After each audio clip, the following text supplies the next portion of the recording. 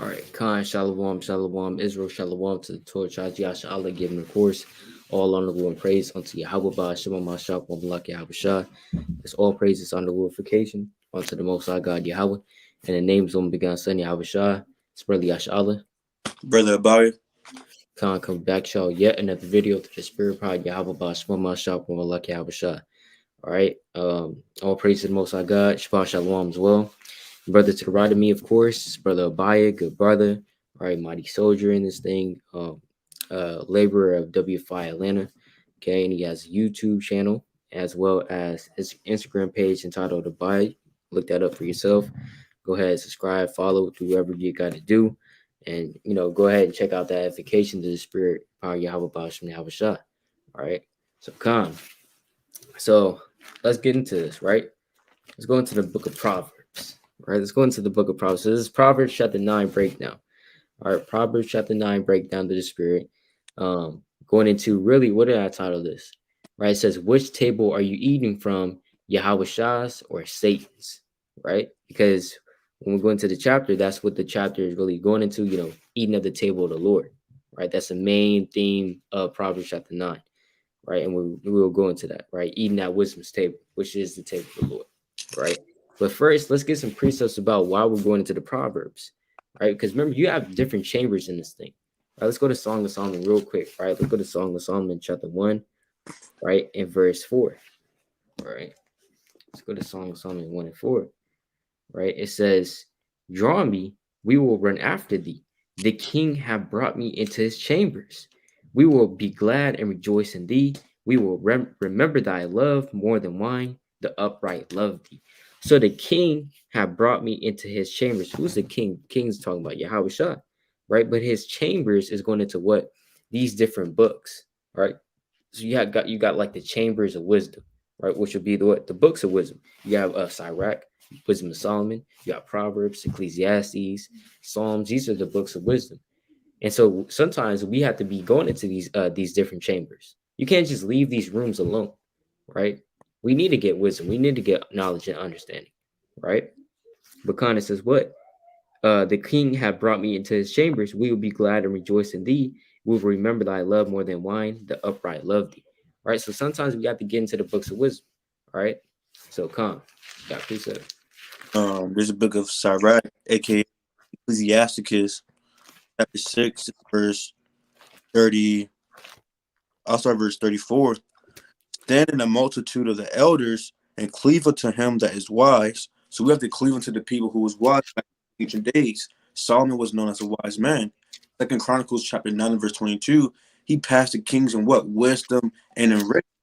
We got to cleave into his sayings, his wise sayings, and to our other forefathers, Abraham, Joshua, Moses, on their ways or how they acted in certain situations. Right? Verse 35. Be willing to hear every godly discourse, and let not the parables of understanding escape thee. There's a lot of parables of understanding in Proverbs too. Like, but we have to have that, or have our eyes anointed with eye salve to be able to see and to understand what's going on in this thing. Right, verse 36. And if thou seest a man of understanding, get thee betimes unto him, and let thy foot wear the steps of his door, meaning walk in the same shoes he walk in. If you see someone who's righteous, who knows what he's talking about, who's been through a lot of experience, you're going to walk the same way he walked to, how he was walking, put the same shoes he had on, things in that nature. Same thing in Proverbs. Guess what? Solomon, he been through a lot. He had experience in certain things. Now he's going to give you wisdom. When you read Psalms, David went through a lot. Asaph saw a lot. They're going to give you what? They're going to give you wisdom to understand how to beseech the Lord, how to pray, how to do certain things to please the Lord, and what not to do to displease the Lord. So that's why it's important that we go into Proverbs on how to fear the Lord and what is true knowledge, wisdom, understanding. But Khan, that's right. That's right. I got this precept too to expound on that. It's a book of Sirach, chapter 34, verse 9. It says, a man that have traveled knoweth many things, and he that hath much experience will declare wisdom. So he that has much experience, like the brother was saying, he's going to declare wisdom, right? And who are the men that have more experience than us, right? Because we will be considered young men, right? So we don't have much experience of the world. You know what I'm saying? We're only been 19, 18 years on this earth, right? So certain people, especially elderly men in this truth, right, have more experience than us, right? And how much more experience would, like the brother said, Solomon have? You know, how much more wisdom would Solomon, David have, who went through many, many things, right? And and that have compassed the earth, as it states in the book of First Kings chapter 2, right? David said, "I go the way of all the earth," you know. So David, he been through a lot, and he declared wisdom, right? I'm linking this up with the book of Proverbs, chapter 1, verse 1. The Proverbs of Solomon, the king, the son of David, king of Israel, to know wisdom and instruction, to perceive the words of understanding. So we want to perceive the words of understanding. We want to open up the books of the scriptures and understand what it's going into, right? We want to perceive the words of understanding. It says what? To receive the instruction of wisdom, justice, and judgment and equity, to give subtlety to the simple, to the young man, knowledge and discretion. So this is also for the young men, right? If you consider yourself a young man, hey, Proverbs is for you, right? And even, hey, it's really for all ages, but really, hey, look, it says to give what? The young men knowledge and discretion, right? Even I know certain people, right, that have attested to, you know, young so-called men as ourselves. When we start reading the scriptures, we start acting like elderly people, man, right? Why? Because that's not just for any reason. We actually gain that wisdom because, hey, it's written right here. You know what I'm saying? It's basically like sitting in front of your grandfather, right? And you're just reading his words. So therefore you would get that wisdom, you know? But it says what? Verse 5. A wise man will hear and will increase learning. And a man of understanding shall attain unto wise counsels. So if you're watching this video, you want to get edified, like, hey, you scrolling through YouTube, uh little baby, no, I'm not trying to watch that. Uh SSS Sniper Wolf, no, I'm not trying to watch that either.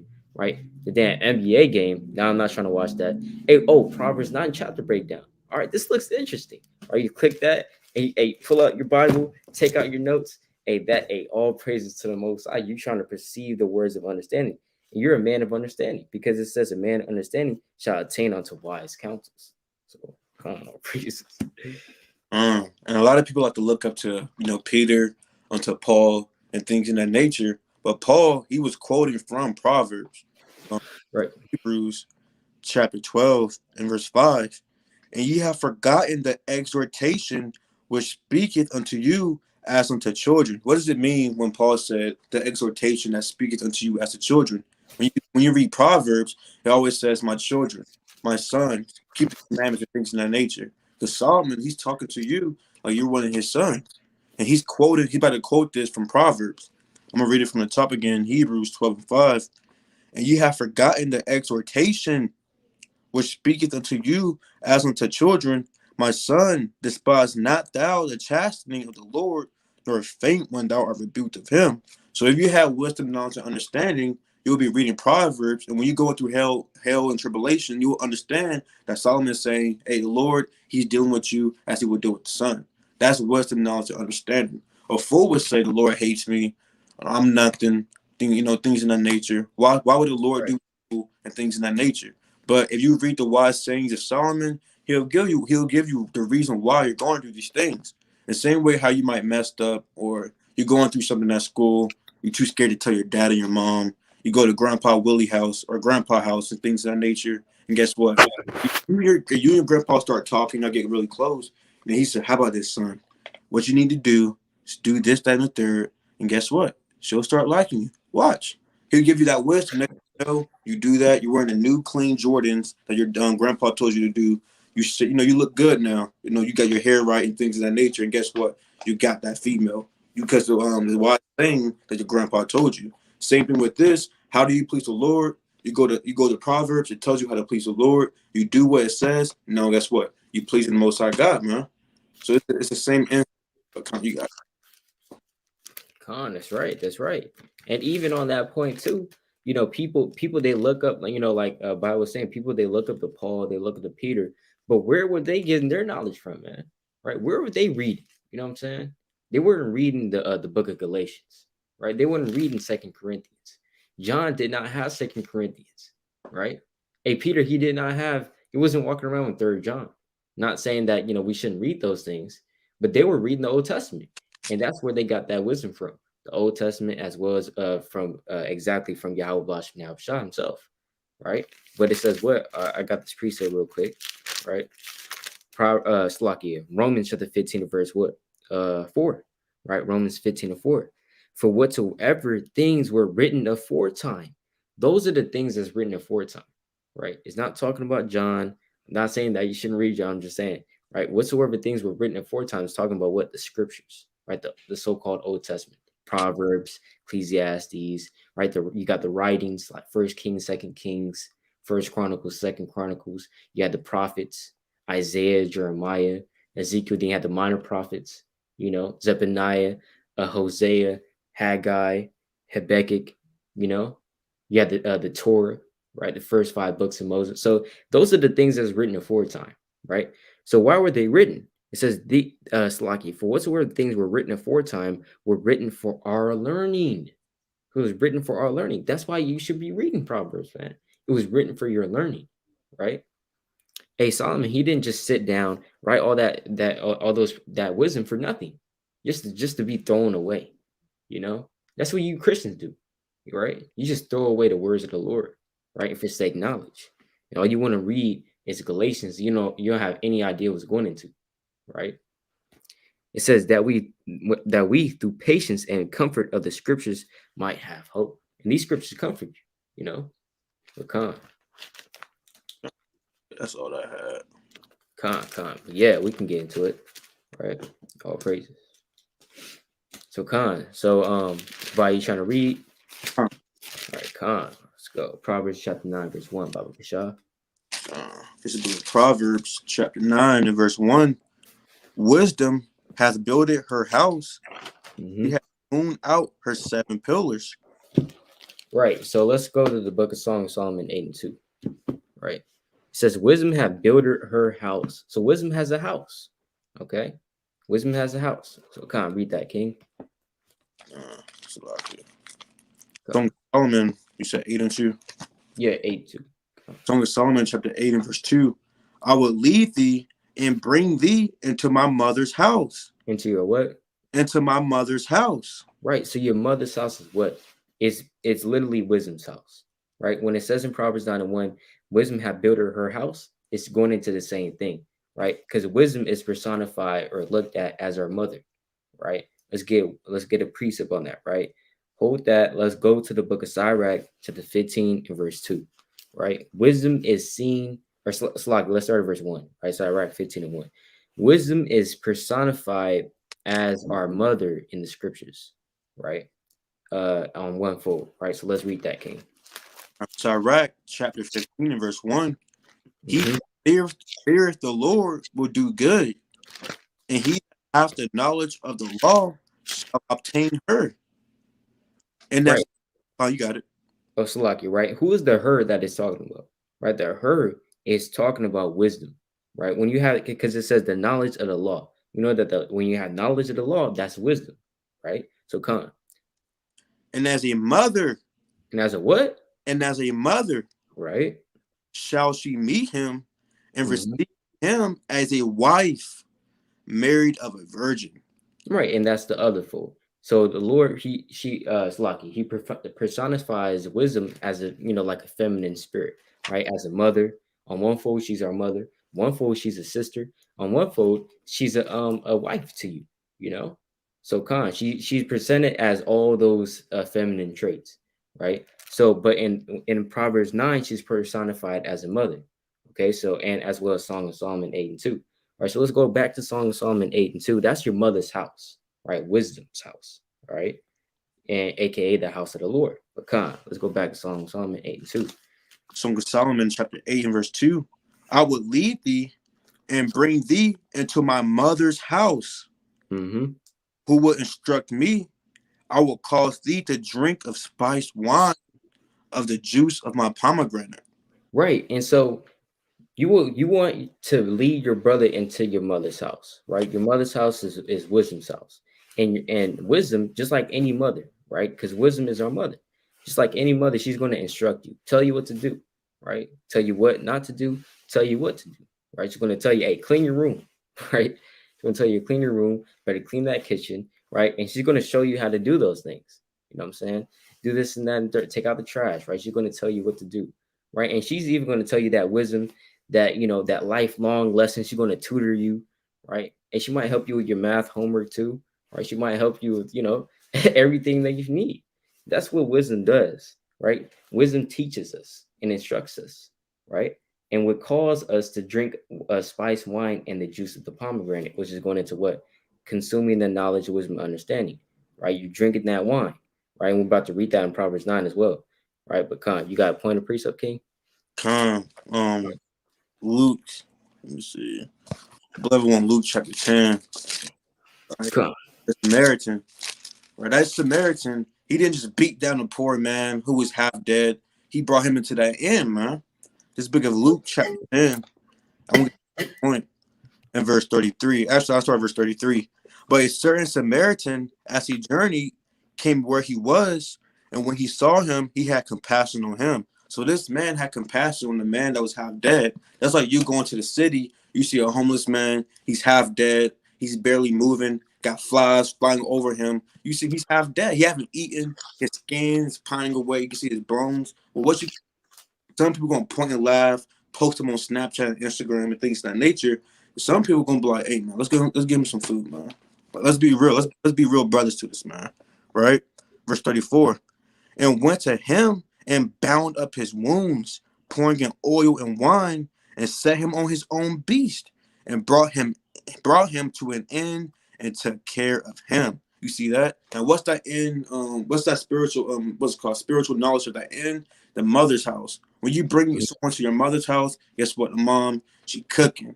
You might have the fried chicken. You might have salad. You might have some fruit. You never know what you're going to get at the mother's house, man. You're going to get some good sweet tea, lemonade, or you might get some water. But guess what? The whole point is she's taking care of you, man. That's what he said. Let me see. I'm going to keep going. Verse 35. And on the morrow, when he departed, he took out 2 pence and gave them to the host and said unto him, take care of him, and whatsoever thou spendest more, when I come again, I will repay thee. So the man said, hey, to the person inside the inn, take care of this man. And same thing what the woman's doing, wisdom's doing, she's taking care of you. She's showing you your faults. She's telling you have to clean your act up and get right, keep the commandments. She's proving you. She's correcting you and things in that nature as a mother would. She's feeding you and things in that nature, making sure you're what? Big and healthy, big and strong. But come Come on, man. We all know how moms get down, right? She's that nurturer, you know what I'm saying? That, and wisdom is that same way, Come on. Yeah, so let's go back to Proverbs chapter 9, verse 1, right? Brothers bringing out mightily. Now, that's a good precept, right? Proverbs 9, verse 1. Wisdom hath builded her house. She hath out her 7 pillars. She have what? She hath hewn out her 7 pillars. So she have hewn out her 7 pillars. Why is it 7? Right? Why is it 7? 7 is the number of completion, right? Let's get a precept on that, right? Let's get a precept on that. This is the book of Matthew 18, right? I can read it real quick. Right. Matthew chapter 18, verse 21. Then came Peter to him and said, Lord, how oft shall my brother sin against me, and I forgive him till 7 times? So Peter asked the Lord, how many times my brother going to sin against me, trespass against me, and I forgive him? To 7 times, and then that's it, right? And why would he just say 7? Why is he, why did he pick that number? Why didn't he pick 9 or 13 or 666, right? Why did he say 7? Because he knew that 7 was a number of completion within the scriptures, right? You have something called biblical numerology as well, if you want to get technical, right? But let's go to verse 22. Yahawashi saith unto him, I say not unto thee until 7 times, but unto 70 times 7. What's 70 times 7? It's literally 490, right? But we know that the Lord is not talking about literally 490, right? You get to the 491 a trespass. All right, that's it. I ain't forgiving you no more. And the Lord said 490, right? No, 70 times 7 just meaning just complete amount. You know what I'm saying? Oh, past infinity, damn near. Because we also know in Luke chapter 17, verse 3, Actually, let's get that real quick, Slocky, right? So yeah, that it's the number of completion, right? Luke chapter 17 and verse 3. Take heed to yourselves if thy brother trespass against thee, and then rebuke him, and if he repent, forgive him. And if he trespass against thee 7 times in a day. So we see that again, 7 times, right? In a day. And 7 times in a day turn again to thee, saying, I repent, thou shalt forgive him. See that? And that's a perfected amount. It doesn't even have to be 7, right? It could be 70, 700 times, you still have to forgive, right? Book of Ecclesiastes, chapter 11, and I'll start verse 1. Cast thy bread upon the waters, for thou shalt find it after many days. Give a portion to 7, and also to 8, for thou not what evil shall be earth. So it's not saying actually give a portion to 7. Then you got one more to give a portion to 8. Then you got one more dude. He said, "No, I can't give it to you. I know you're starving. I know you're hungry. But guess what? It told me in the book of Ecclesiastes, chapter 11, verse 2, I can't portion of 8 at the most. It is what it is. No, and that, man. It said give a portion to a complete amount of number, and then give a complete amount to infinity, man. Because 7 is a spiritual number for completion. That's why you have the 7 spirits of the Most High God in the candlestick. 7 churches. Is it actually just 7 spirits? No, you got. You see that? That brother pointed out. It's not just. Right. You got way more spirits, man. You got many spirits. Then the Lord say in Revelation chapter 5 and verse 11, it's 1,000 times 1,000. So what's going on here? Is the Lord contradicting himself? Are we liars and things of that nature? No, you just have to have a spiritual understanding on certain numbers, have different tones and different spiritual meanings to it. But that's right, King. That's right. So yeah, let's go back to that in Proverbs 9 and 1, right?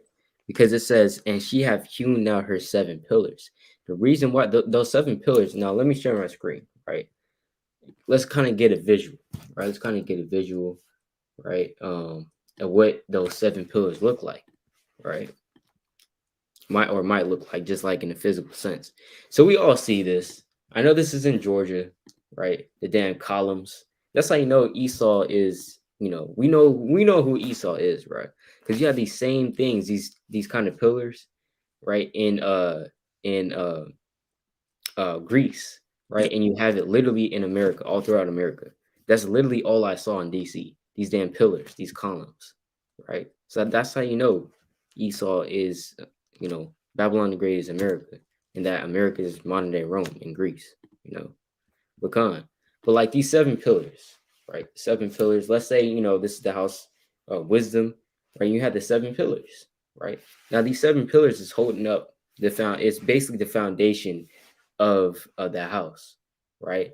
And how do we know that? Let's go to Galatians real quick, right? It's basically holding up the house is the foundation of thereof, right? And it's 7 because remember, 7 is the number of completion. So you can never, basically what it's telling you is you can never pluck down wisdom's house. You can never destroy the house of wisdom. There's 7 pillars, right? That's a perfecting amount. You can't bring it down, right? But let's get this precept real quick in the book of Galatians. Let's go to Galatians chapter 2, right? And verse number, let me get this right. Or it might be 1, right? Oh, it's lucky. Galatians 2 and 9, right? The Spirit of all praises. It says Galatians chapter 2, verse 9. And when James, Cephas is Peter, and John, who seemed to be pillars, right? So James, Peter, and John, they're pillars of the church, right? They're the foundation thereof, right? Of course, Yahawashi is the foundation, but they're holding up the church as well, right? They're pillars. Perceive the grace that was given unto me.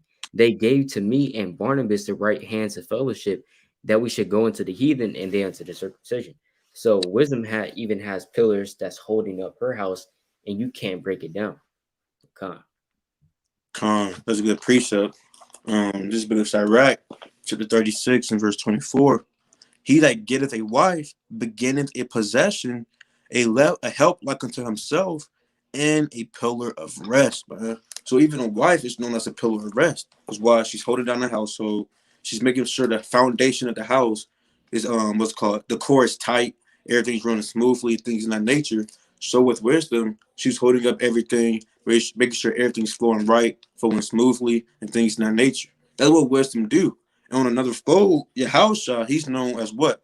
He's known as wisdom, man. Let me Right. get this real quick. And he's the foundation. He's the foundation that's laid and the builders rejected. Let me get that real quick in Isaiah. I want that one. Isaiah 28, I believe it's verse 16.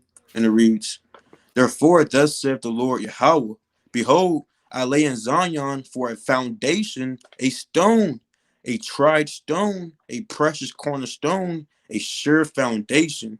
He that believeth shall not make haste. So Yahweh, he's that sure foundation that uphold the whole building. Without the foundation, you might be built on sand. Then when that wind, that tumult comes, guess what? That building will decay and fall down. But if you're built upon Yahweh, guess what? You're built upon a sure foundation, upon the pillars. It's gonna be hard to knock it down, and it won't get knocked down.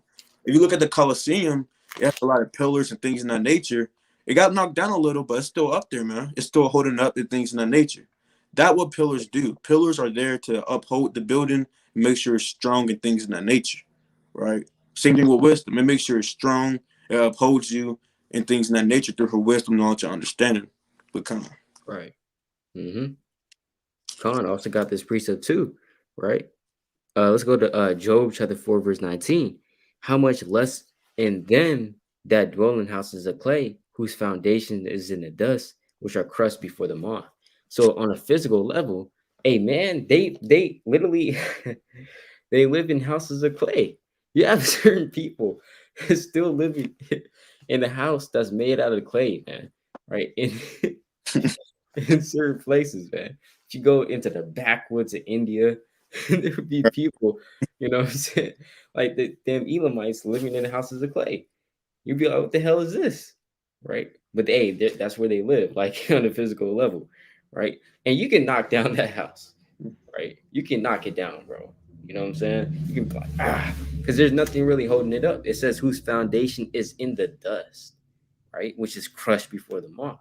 So that foundation, you can easily overthrow it, right? But you can't overthrow the house of the Lord. That would be like fighting against the Most High. You're trying to break down wisdom's house or break down the house of the Lord. You can't do it, right? It's damn, that's spiritual too. It's kind of like the story of the three pigs. You know, I don't know. Hey, you remember that story? Kind of like the story of the three pigs, right? And the wolf, the big bad wolf. Hey, the house that was made of what? House that was made of like straw, right? It was like made of straw, like the first pig's house, right? It was made of straw and was easily overthrown, right? And then the second one was made out of like random stuff. I don't know, I forget, but it was easily overthrown too, right? But the third one, it had a good sure foundation, right? That's like wisdom's house. That's like the Lord's house, right? On the spiritual level. And the big bad wolf, he huffed, he huffed, and he puffed. He couldn't blow it down though, right? That's like you trying to fight against the will of the Most High. That's like you trying to fight against the prophets. You trying to fight against the prophecies.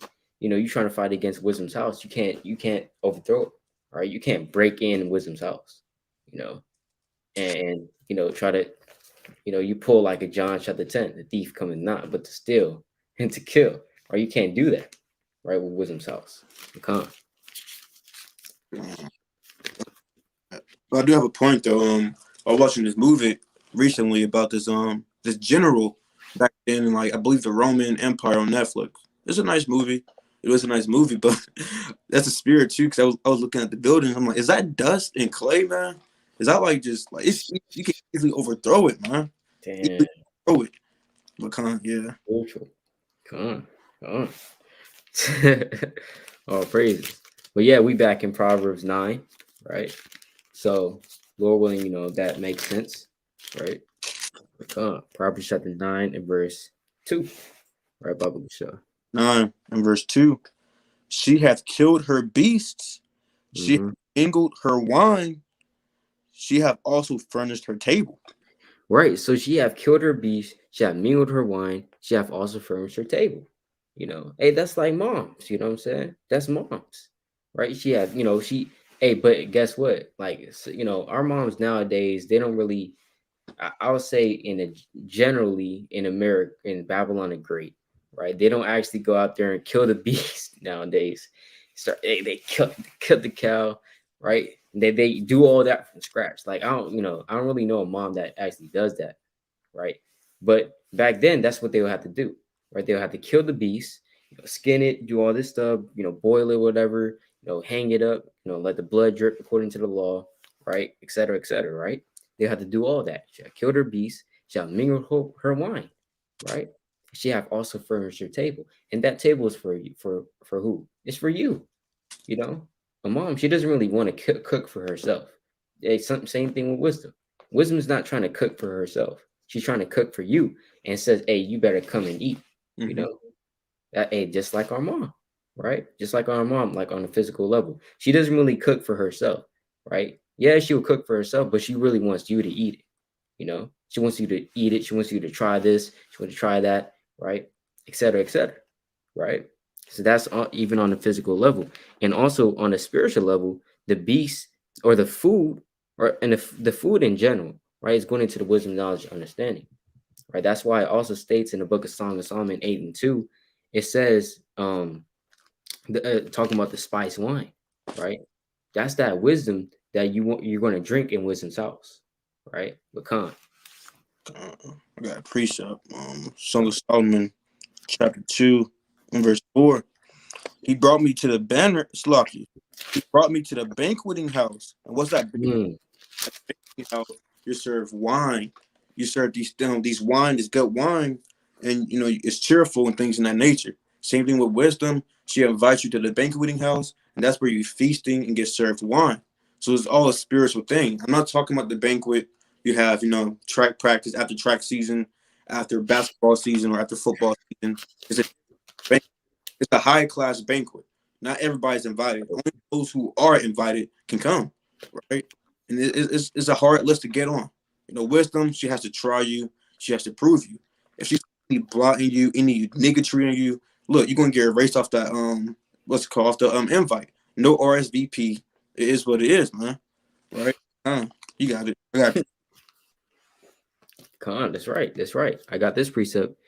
Psalm chapter 23 and verse number 5. Thou preparest a table before me in the presence of mine enemies.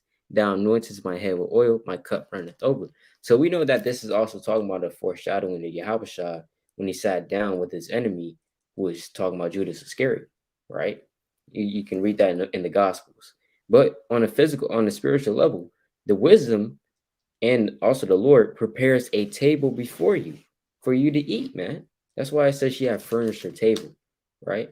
And she's saying, hey, come sit down, man, eat, right? You got all this knowledge here, right? You got all this wisdom, understanding. You got thousands of YouTube videos, man. Come down, sit and eat, watch those videos, consume the knowledge, right? You got literally Bibles that cost $5. Go ahead, get it and eat this roll, man, right? Get into the word, study, become. this is the book of Esther, chapter 7, verse 1. So the king and Haman came to banquet with Esther the queen. And the king said again unto Esther on the second day at the banquet of wine. Showing you that banquet is a day of, what's it called? A so-called feast, but majority is of wine and merry and gladness and eating and things in that nature. So when you get invited by wisdom into that banquet of wine, guess what? She's preparing everything for you to eat and things in that nature. And that's on the spiritual level. The physical level is going to happen in the kingdom of heaven, but right now it's on the spiritual level. She called you to the banquet. You're in the banquet right now. You're eating, you drinking that wine. Because that's why, let me get real quick. Isaiah, flash real quick. Isaiah 5 from verse 1. And it reads, Ho, everyone that thirsteth, come ye to the waters. And he that hath no money, come ye, buy and eat. Yeah, come buy wine and milk without money and without price. Now, it's not talking about your ordinary wine, your heavy drink you can get down the road, probably at a corner store, not your port. not your many Shabbats and things of that nature. This one is special. It's wisdom, knowledge, and understanding. Only certain people can get invited to know about this knowledge, wisdom, and understanding. But Khan, that's right. That's right, man. Khan. Right, but Khan, yeah, we can go back to that. Khan, Proverbs chapter 9, verse 3. Khan. Proverbs chapter 9 and verse 3. She has sent forth her maidens. She cried from the highest places of the city. And then read to like verse 6. Whoso is simple, let him turn in hither. As for him that wanted understanding, she said to him, Come, eat of my bread, and drink of the wine which I have mingled. Forsake the foolish and live, and go in the way of understanding. You see that? So wisdom has maidens. Now, when you go into the word for maidens there, right, it's going into what? Female servants. Now, on a spiritual level, we know that wisdom, as Abaya brought out, wisdom is also Yahawashi, right? Because that's why in the book of Revelation, chapter 3, verse 20, the Lord said, Behold, I stand at the door and knock. If any man hear my voice and open the door, I will come into him and will sup with him and he with me. The Lord literally wants to feed you, right? And that's what that's going into, the Lord feeding you, right? But it says what? She has sent forth her maiden, she cried upon the high places of the city, right? So you can hear wisdom. Wisdom is in the city. Now, who is crying out wisdom in the city? When you go to Atlanta, right? Who in the hell on the Shabbat days, whose voice is that you hear in the distance saying, bring it out, saying, read this up, right? Whose voice is that? Right? Those are the prophets. Those are the servants of the Lord. Those are the maidens on another fold, right? Of wisdom. Who's saying what? Whoso is simple, right? Or Slaki, it says, Whoso is simple, let him turn in hither. Right? As for him that wanteth understanding, she said to him, Come eat of my bread and drink of the wine which I have mingled. So the servants of the Lord, the prophets, right? They're literally saying that same exact thing. Come into wisdom's house, right? Eat, drink abundantly, right? Come eat of the bread that wisdom has prepared for you, right? Come into this truth. Get the knowledge, get the wisdom, get the understanding, right? Drink of the wine, just like how you got wine on the left-hand side, you got wine on the right-hand side, man, right? Forsake the foolish and live and go in the way of understanding. That's literally going into the way of the truth, right? So that's literally the prophets out there declaring that, because remember, wisdom cried without, right? She uttered her voice in the street. Let's go to real quick, Proverbs chapter 8 verse 1. Doth not wisdom cry, and understanding put forth her voice? She standeth in that top of the high places, by the way in the places of the paths. She cried at the gates, at the entry of the city, at the coming in at the doors. Unto you, O men, I call, and my voice is to the sons of men. Right? O ye simple, understand wisdom, and ye fools, be ye of an understanding heart. That's literally wisdom is crying without. But you don't just see this spirit, right? A spirit moving through the city. Oh, there go wisdom. Right? Let me kind of go over here, right? You just see spirit just moving, and you hear these exact words, right? Saying, Unto you, O men, I call. Right? And my voice is to the sons of men. You don't actually hear that. It's talking about on a spiritual level. Who are these people that speaking the voice of wisdom? Because we also know that the voice of wisdom is who? The voice of the Lord. Because the Lord is wisdom. If you have ears to hear, right? So who's speaking the words of the Lord? In the cities, crying without, right? That's going into the prophets. Real quick, let me just link it up with that. This book of Jeremiah, chapter 7. Right? Jeremiah chapter 7 and verse number right. Let's see what verse I want. Yeah, verse 13. Right? Verse 13. It says, And now because ye have done all these works, saith the Lord, and I spake unto you, rising up early and speaking, but ye heard not, and I called you, but ye answered not. How's the Lord speaking to Israel? Through his servants, the prophets. Let's go down to verse 25. Since the day that your fathers came forth out of the land of Egypt unto this day, I have even sent unto you all my servants, the prophets, daily rising up early and sending them, yet they hearken not unto me, nor incline their ear, but harden their neck. They did worse than their fathers. You see that? So that's how the Lord speaks to the nation of Israel. He always uses a intermediate or a mediator, right? And that mediator, a lot of times, is going into the prophets, going into the servants of the Lord. But Khan, you got it, King. Yeah, that's right. The Most High is not gonna jump off his throne and prophesy to the wind 24/7. Right. Nature. He's gonna send forth, saviors and deliverers like Ehud, like Joshua, like Moses, like Aaron, like many of our people. Even on Obadiah chapter 1, I believe the last verse, it tells you there are gonna be multiple saviors, man. Right? Right. I want to get this precept real quick in Matthew chapter 22 and verse 9. Go ye therefore into the highways, and as many as ye shall find, bid to the marriage. That's what we do out there. We got bid to the marriage. We're not out there for our own will, for views, for camera time, to do what we want to do because it looks cool. It's a new fashion. I want to be a part of something. It's a commandment that the Lord told us. We have to go out there and bid the people to the banquet. And let me see. So those servants went out into the highways and gathered together all as many as they found, both bad and good, and the wedding was furnished with guests, man. I'm gonna get another precept too, right? To show you that the Lord be sending prophets out there. To this time, the Lord be sending prophets out there to bid to the marriage. This is the book of 2 Chronicles, chapter 24 and verse 19. Yet he sent prophets to them to bring them again unto the Lord, and they testified against them, but they would not give ear. And that's what the prophets do. We go out there, we try to bring them to the Lord, but they testify, man. Testifying against them, but they don't want to give ear to it. They don't care. On a recent video I saw, they had two decisions to make, two choices. Either get the word, knowledge and wisdom, understanding, or choose the death of Babylon. And they said the death of Babylon. Oh yeah. Yeah. Yeah.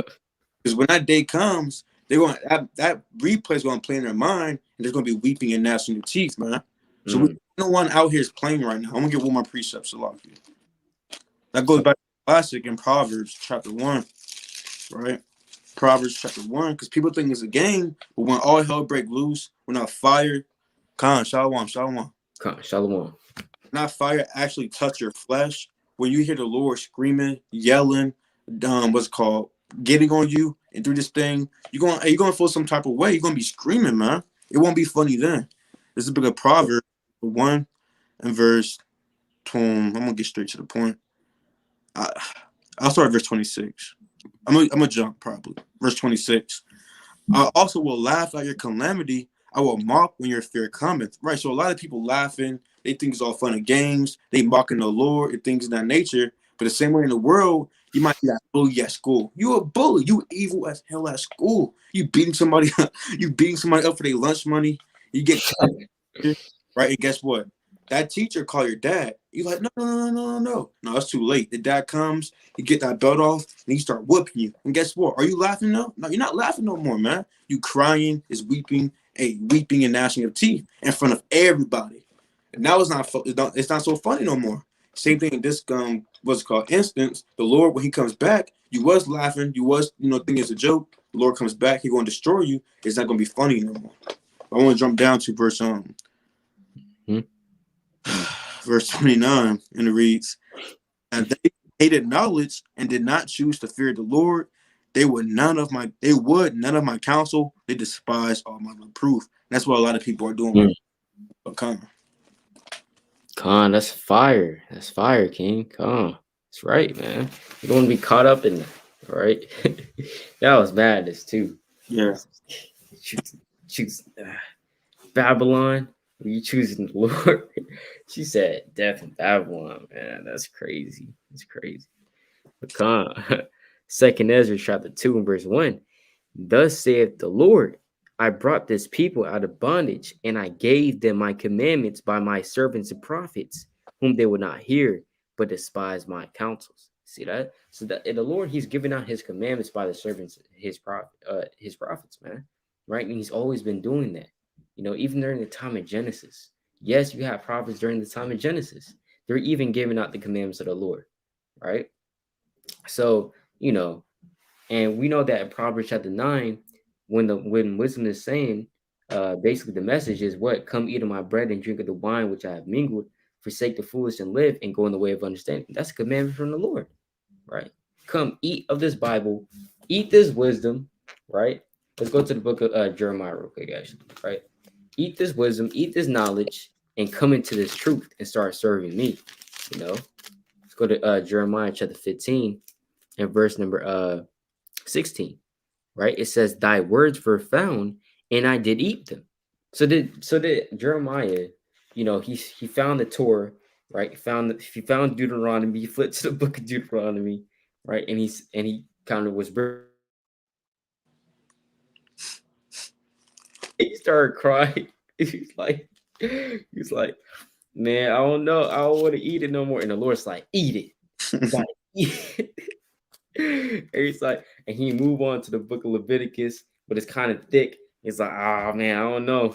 Kind of go to the book of Numbers. Like, all right, I'm gonna eat Numbers. Start eating Numbers. And you start eating Joshua, right?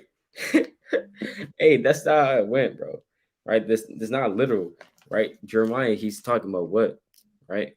It says thy words were found and I did eat them. It's talking about consuming and wisdom, knowledge, understanding, right?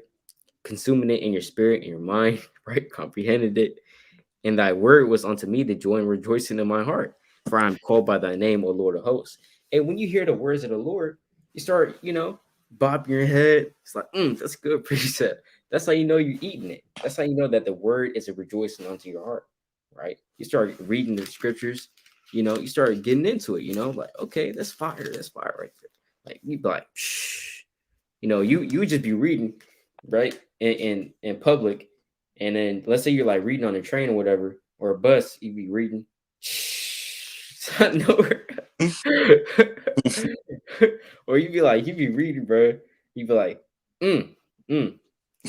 And people kind of looking at you like, what the hell? Right? But hey, you're eating it. And those are the exact same sounds when people eat in the world, right? Or just like regular eat. They go like, you're making noises, right? They start dancing, right? Hey, people start dancing when they start eating something that they like, man. You know? I'm pretty sure everybody does that almost, right? Except for Esau, because he had no rhythm, you know? Because I know our people do that all the time, man. Start dancing, right? And that's literally on the spiritual level, we start eating of this word, and it's a joy in our heart, and we start getting filled. You can feel like you're in the spirit, right? When you have eaten a lot. Come,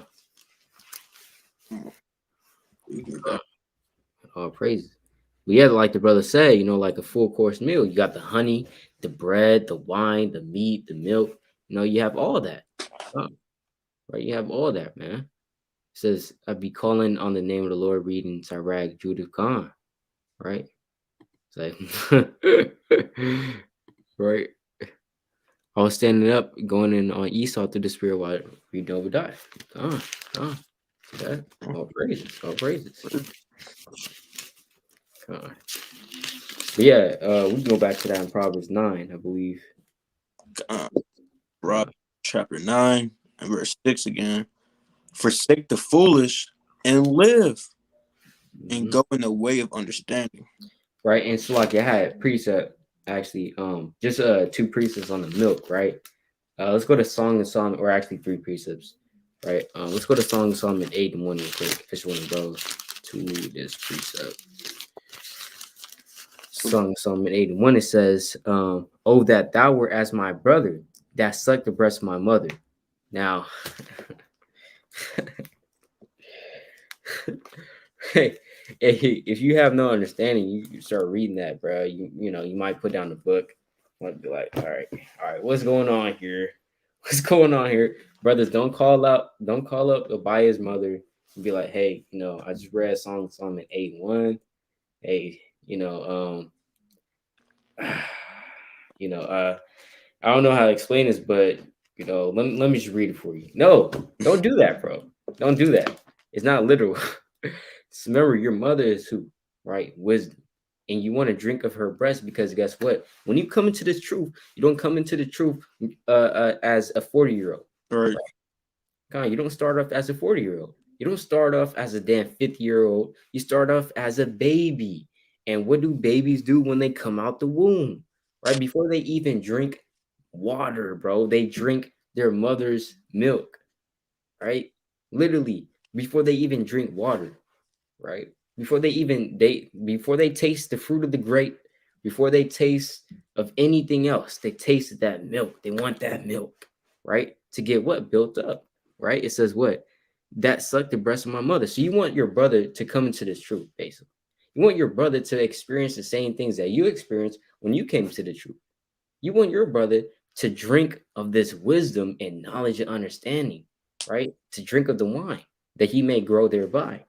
When I should find thee without meaning what? Find you outside. Outside of what? The truth, right? If I find thee without, I would kiss thee, right? With a holy kiss, of course. Yea, I should not be slocky. Yea, I should not be despised, right? You shouldn't hate your brother for putting you off from the truth, man, right? You literally have people, oh yeah, that's my annoying cousin right there. That's my annoying cousin. He always telling me about the Bible and stuff, right? No, right? Oh yeah, I hate him. I hate him. I can't stand that guy, right? With this little damn carpet on his damn shirt, right? He always has his damn headband on. He's always talking about he thinks he's so righteous, right? He doesn't even come to church. How is he righteous? You have no understanding, right? And you hate that guy because you really hate the truth, right? But you shouldn't hate your brother for putting you on for the truth. We love the fact that literally these people that have brought us into the truth, we love these brothers now, right? We literally love these brothers because without them, of course, everything's from the Most High, but on a physical level, without them putting in the work, guess what? We wouldn't be in this thing, without them putting out that video, without them being out that one camp day, man. Hey, we wouldn't be in this truth, right? On a physical level, of course, right? So we love our brothers for that, right? But you got a point of precept? I ain't get one. I ain't get for the babe and Luke chapter Con, 10 and verse 21. And it reads, in that hour Yahawashi shall rejoice in spirit and said, I thank thee, O Father, Lord of heaven and earth, that thou hast that thou hast hid these things from the wise and prudent, and hast revealed them unto babes. Even so, Father, for so it seems good in thy sight. Now, Peter and them was around the same age as Christ, around the same age. Why is the Lord calling them babes? Why is the Lord calling the disciples that was probably young, probably 15, to probably old, man, probably 40, 50 something, man? Why is he calling them babes? Because spiritually, you gotta be reborn in this truth.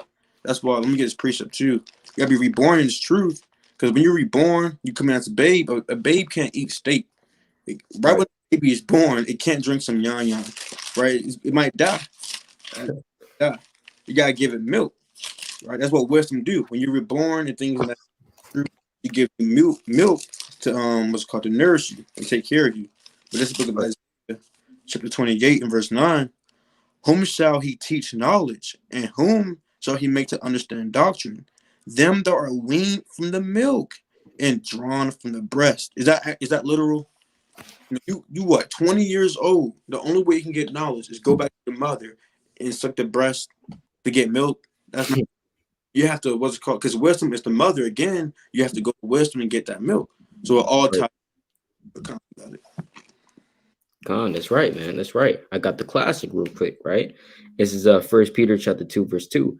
As newborn babes desire the sincere milk of the word, that you may grow thereby.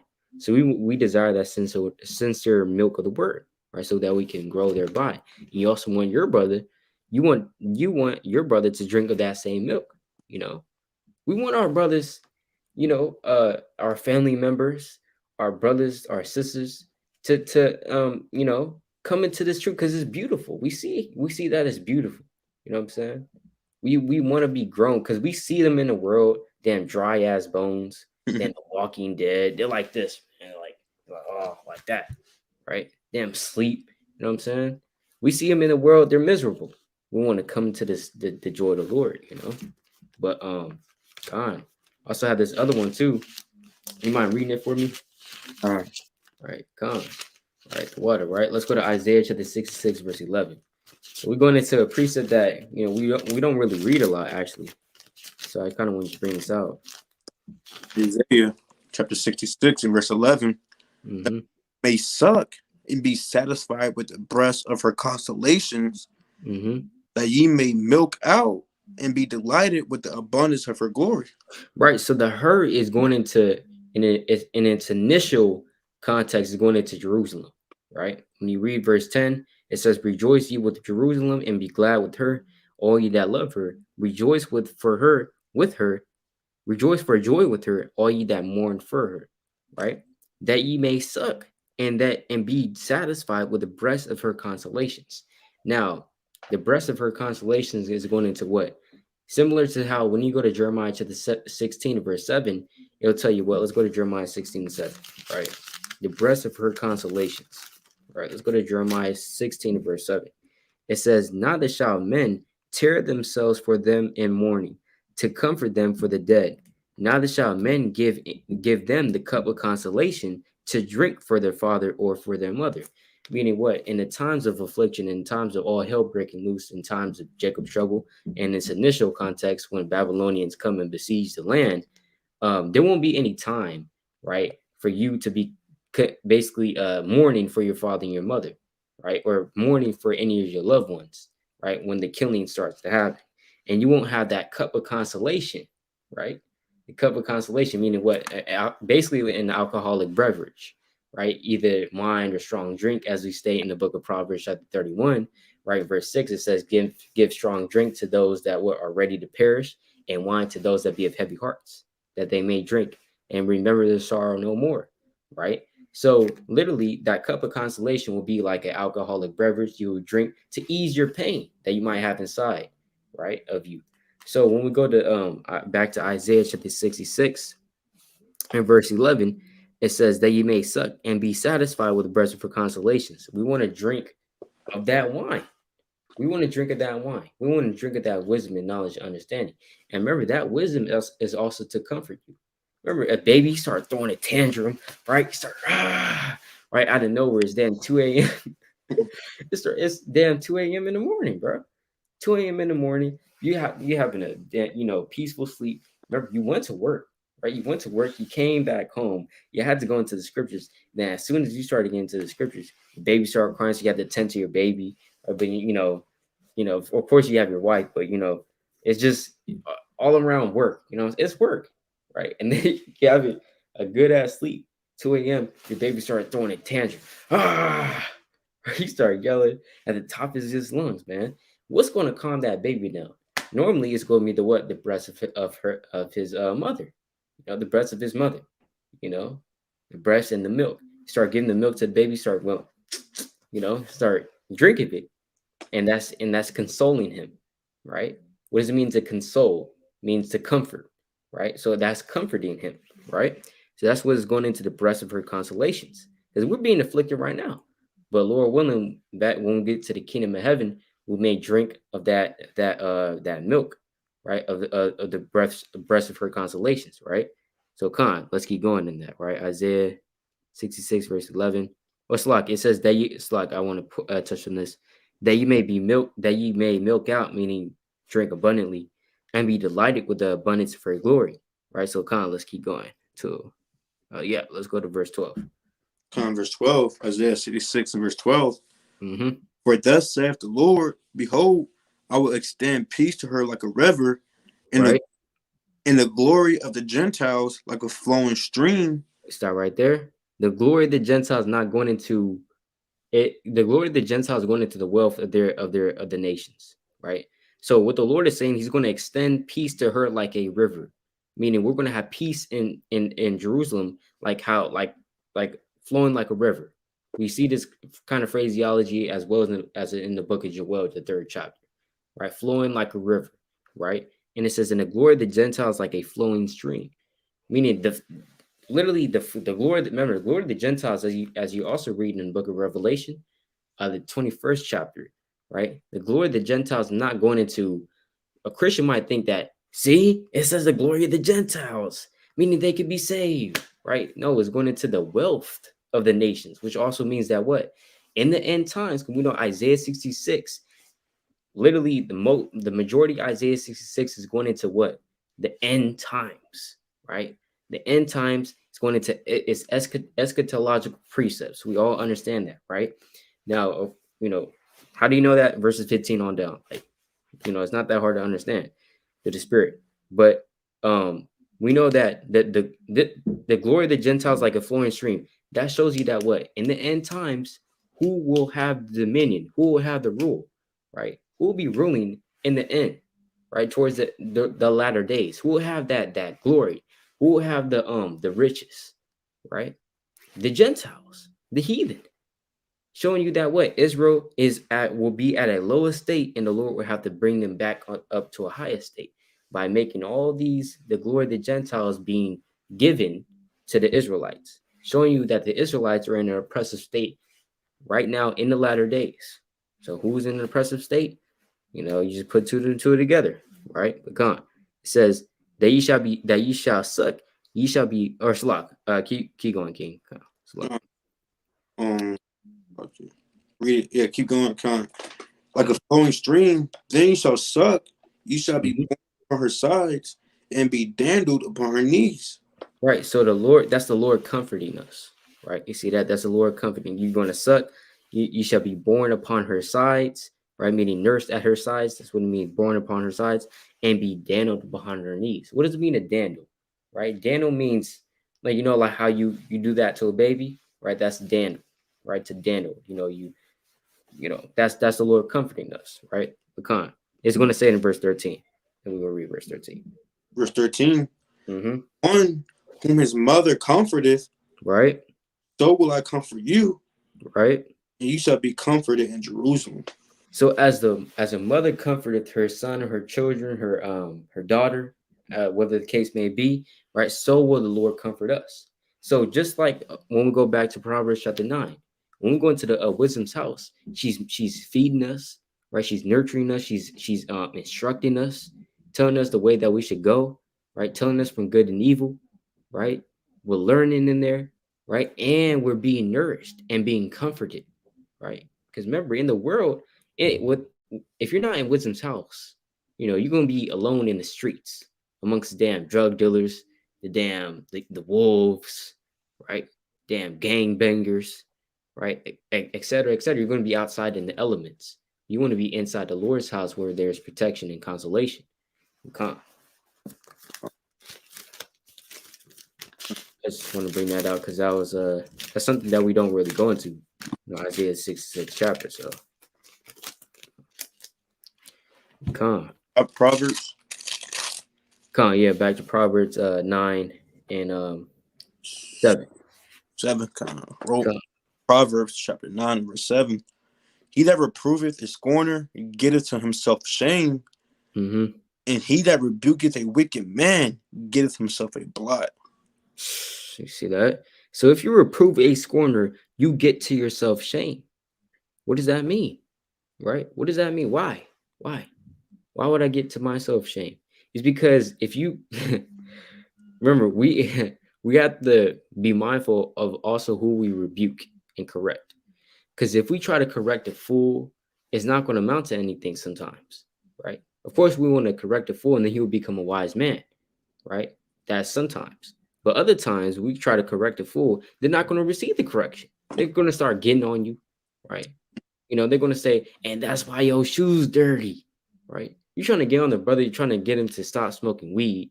And and he starts cussing at you, man, right? You're going to get to yourself shame, right? He's going to go live. Look at this dude. Yeah, he's telling me to smoke, put down the weed. I'm not putting down the weed, man. Right. And then all hell starts breaking loose.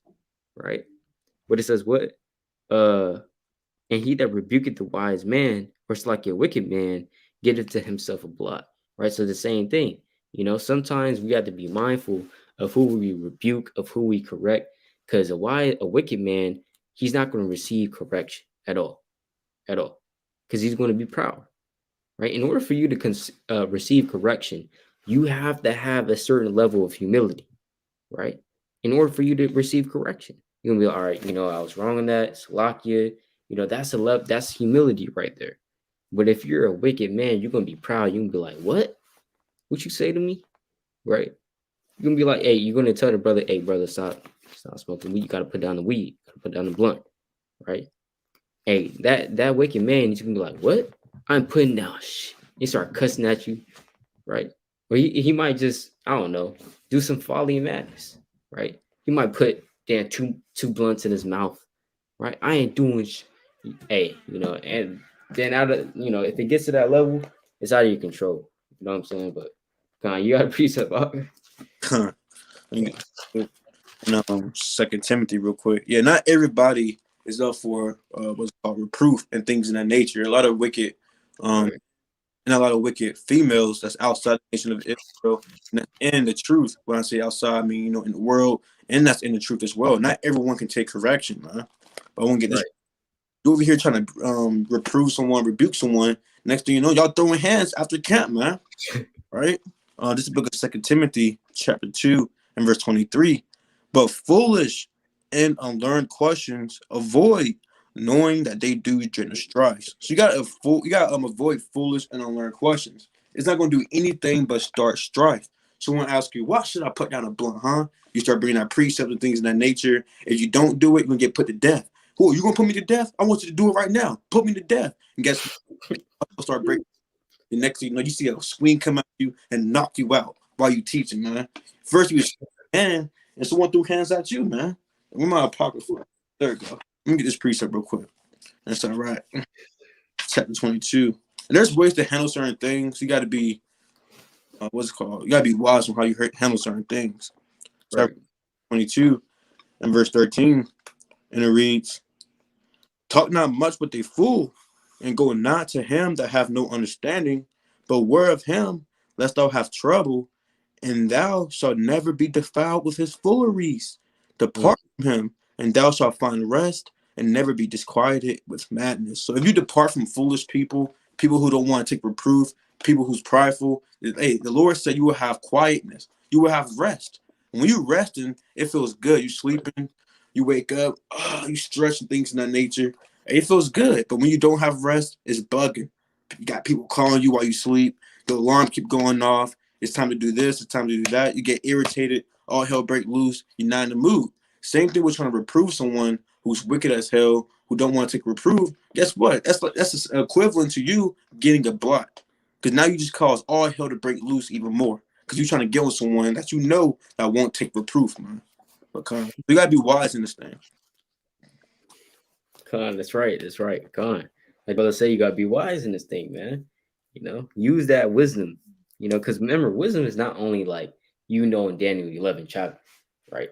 The brother that just knows the breakdowns but doesn't have like the wisdom, because remember, wisdom is also experience, right? So and vice versa. So the brother that sometimes we have to use that wisdom that's going into like common sense, basically, you know. But also, I want to touch on this point in Proverbs 9:8. It says, "Reprove not a scorner, lest he hate thee. Rebuke a wise man, and he will love thee." See that? So you see the difference right there, right? If you reprove a scorner, he's going to hate you, right? Now let's get a precept on that, right? Now that's not really on you. You're trying to do your job. The Lord said in Leviticus 19:17, right, that thou shalt in any wise rebuke thy neighbor and not suffer sin upon him, right? So you're doing your job. If you see a brother that's going the hell off and you reprove him and he starts hating you, look, that hey, again, you want to use wisdom, but at the same time, you're doing your job, right? But let's go to Proverbs chapter 15, verse 10. Correction is grievous unto him that forsaketh the way, and he that hateth reproof shall die. Hey, that's playing upon tables, man. You don't really have to break that down. If you hate correction, you're going to die. If you hate reproof, you're going to die, right? Because then nobody can tell you nothing, right?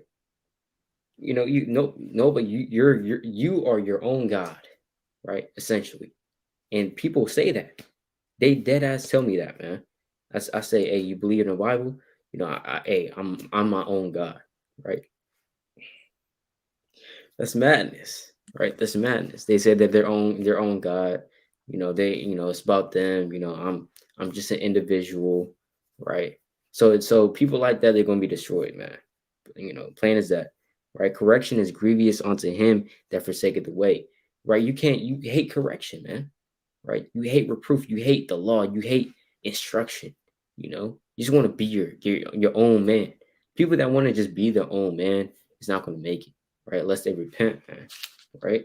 Let's go to also got this precept Proverbs chapter 12 and verse 1, right? Whoso loveth instruction loveth knowledge. So if you love instruction, and what is instruction? Instruction is what?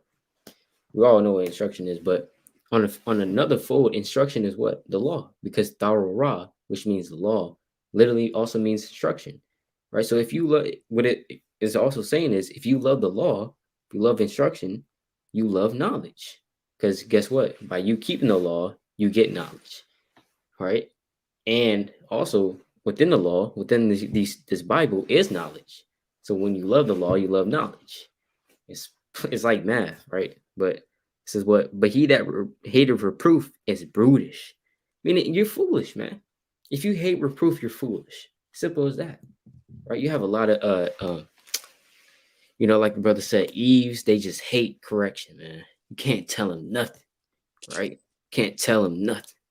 So that's wickedness, and that needs to be put out of Israel, man. Right? Because we all need to humble ourselves down and take correction. You know, become. Precept example real quick. Um, in Galatians chapter 2 and verse 11, read, but when Peter was come to Antioch, I withstood him to the face because he was to be blamed. So Paul, he's being wise. He rebuked a wise man in a sense and things in that nature. He didn't rebuke a foolish man. If Paul would have withstood someone to the face of a foolish man, Paul would have been a fight. But Peter, him being Right. a man, he didn't get in a fight with Peter. He knew he was in the wrong. He repented and things in that nature. It is what it is. And that's where humility comes in, because a lot of people, they don't like being wrong. Especially Jake. Jake is Steph, they don't like being wrong. Hate Right. being losers. They're so sore losers. They hate being wrong. They always have to be right. They can't take correction, and all hell start breaking loose just because the brother told you you could have done this better, done this better. If you do this, trust me, it'll be better. Trust me on that. And then they be like, "Who are you to tell me something," and things in that nature. They can't they can't take correction. Even when you read the Exodus, and Numbers, I believe. I think Exodus was one too, but it was an incident in Numbers. You had people, what's it called, bucking up against Moses, right? Who are you, and things in that nature. So people Right. can't take correction, they can't take instruction, they hate it. But That's a good point. That's a good point, King. Like, hey, Jude mentions that. Jude mentions that. When you go to the book of Jude, chapter 1 and verse 11, it says, right. Uh, Damn, this whole thing is good, but for the sake of time, Jude 1 and 11, woe unto them, for they have gone in the way of Cain, meaning they hate their brothers. When you read Genesis chapter 4, what did Cain do? Cain killed his brother. And we know that in First John, the Lord talks about that's basically equivalent to, if you hate your brother, that's equivalent to like you being like Cain, who was a murderer, and he was of that wicked one, right? Which says what? For they have gone in the way of Cain, because they hate their brothers, and ran greedily after the error of Baalim for reward. When you read the account in I believe it was Numbers, right? Baalim, he cursed the nation of Israel for a reward, man. Right? He took the money, right? And that's covetousness right there, right? That's lust. He was lusting after money, right? It says what? And ran greedily after the error of Baalim for reward, and perished in the gainsaying of Korah. See that? Korah. When you read what was that, Numbers 16, I believe? Right? When you read I believe Numbers 16, verses 1 on down, you read about Korah. And he basically had a lot of men with him, and they were questioning the authority that the Most High set up. Right? They were questioning Moses' authority. Like a brother said, like, they were like, hey, who the hell put Moses in charge, man? This old ass man. Yeah, Jake, right? Look at him. This old ass man. Who put this old ass? And right? It's time for a new person and to take charge, man. Right? But hey, at the end of the day, it's all who the Lord sets up, right? It's all who the Lord sets up. Who could have known that Peter was the head of the church, right? Who could have known that, right? Who could have known that Paul was going to have a high status in the church as well, right? Brothers that believed in Yahawashi during that time before Paul came into the truth, they'd be like, "Hey, this brother is wicked. This brother is the most wickedest man on the planet, right? He's a chief sinner, but look at him now. He has a high status in the church, right, and is well esteemed, right? So Khan is really about who the Most High sets up, man. And we have to take and if the Most High put that man, or even that man doesn't even have to be higher than you, right? We should be humble enough to take correction from anybody if it's righteous correction, Khan. I just want to say this too. Peter, Paul, and things in that nature, they were all in the world, and they're back on the earth right now. They was part of the world, doing bad things. We always playing basketball or playing football, some type of sports, doing regular things in the world that anyone be doing. Either smoke. Paul had Jake, people robbing their own brother and things in that nature. And those apostles and things in that nature, the disciples in the Bible, they was in the world doing these things. But now, Lord willing, they're coming to this truth and things in that nature. But you probably had these worldly people seeing them now. Who are you? Weren't you smoking, man? No, talking about you an Israelite. You changed all this stuff, man. You talking about you had dreams and revelations, man. I don't know about it. All right, man. But whole time, hey, that could really be somebody back on the earth, man. You never know. Right, so these people, they look at you like you're nothing because they know who you are, so-called. They think they know who you are. They saw you in your wicked estate and things of that nature. Same thing back then. They knew who Peter was.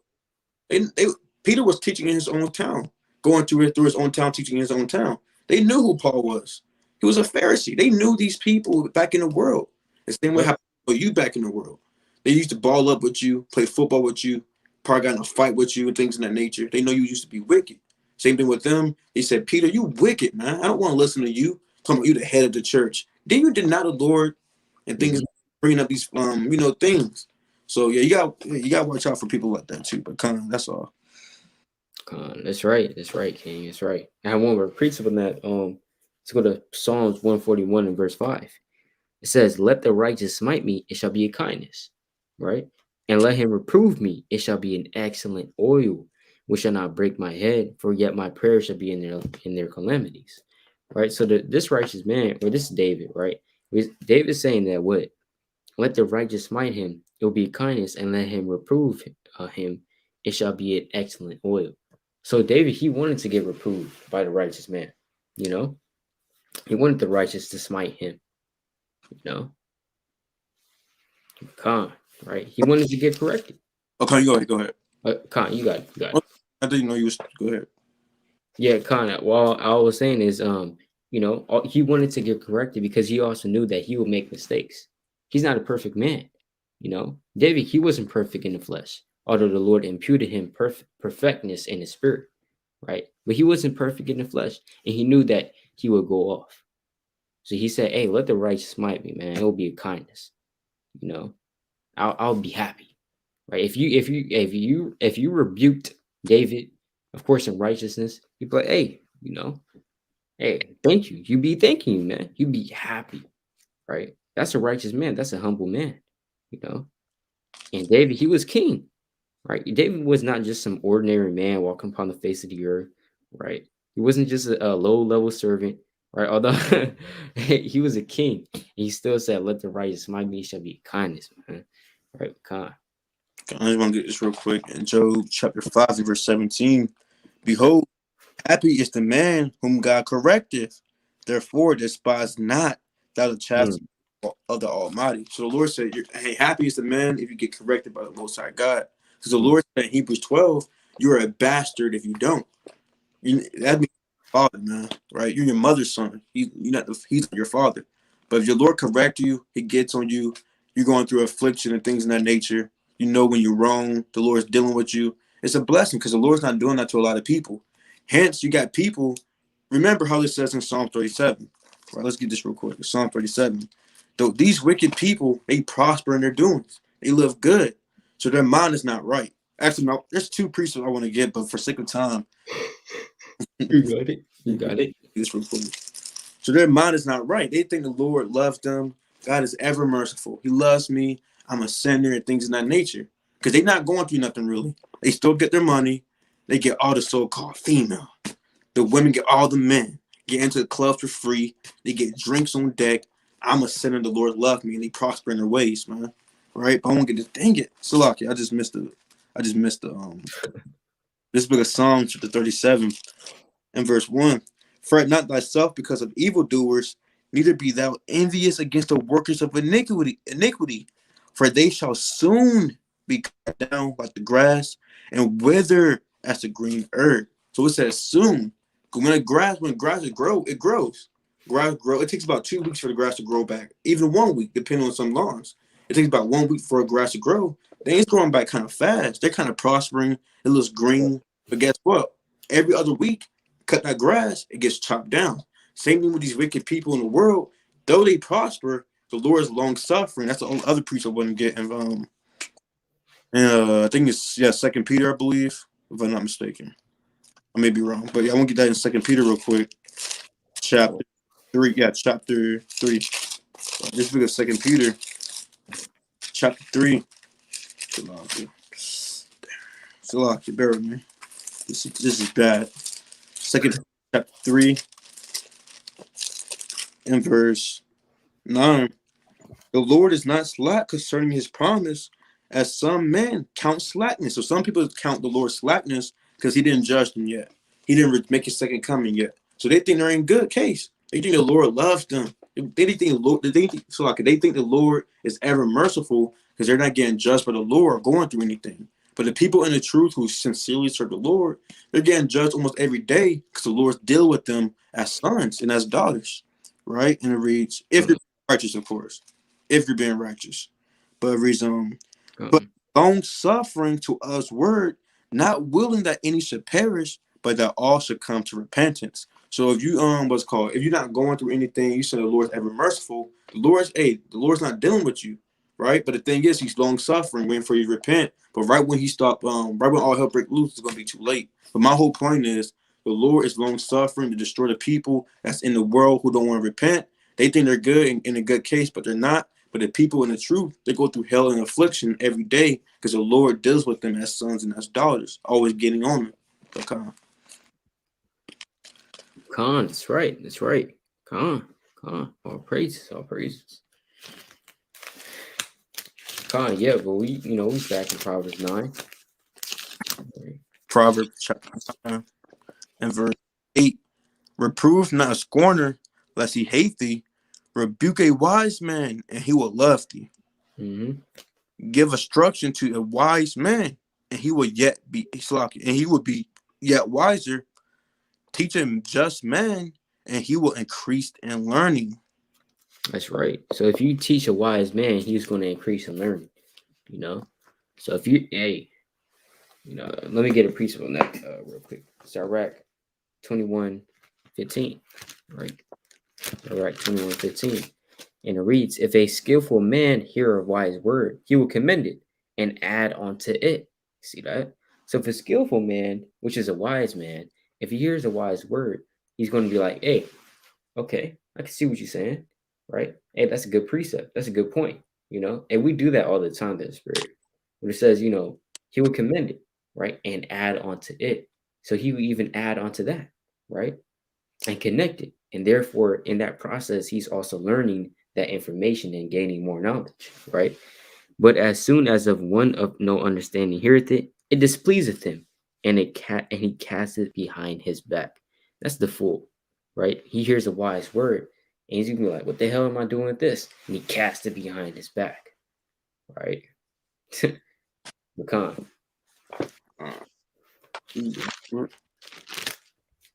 Proverbs 9 and verse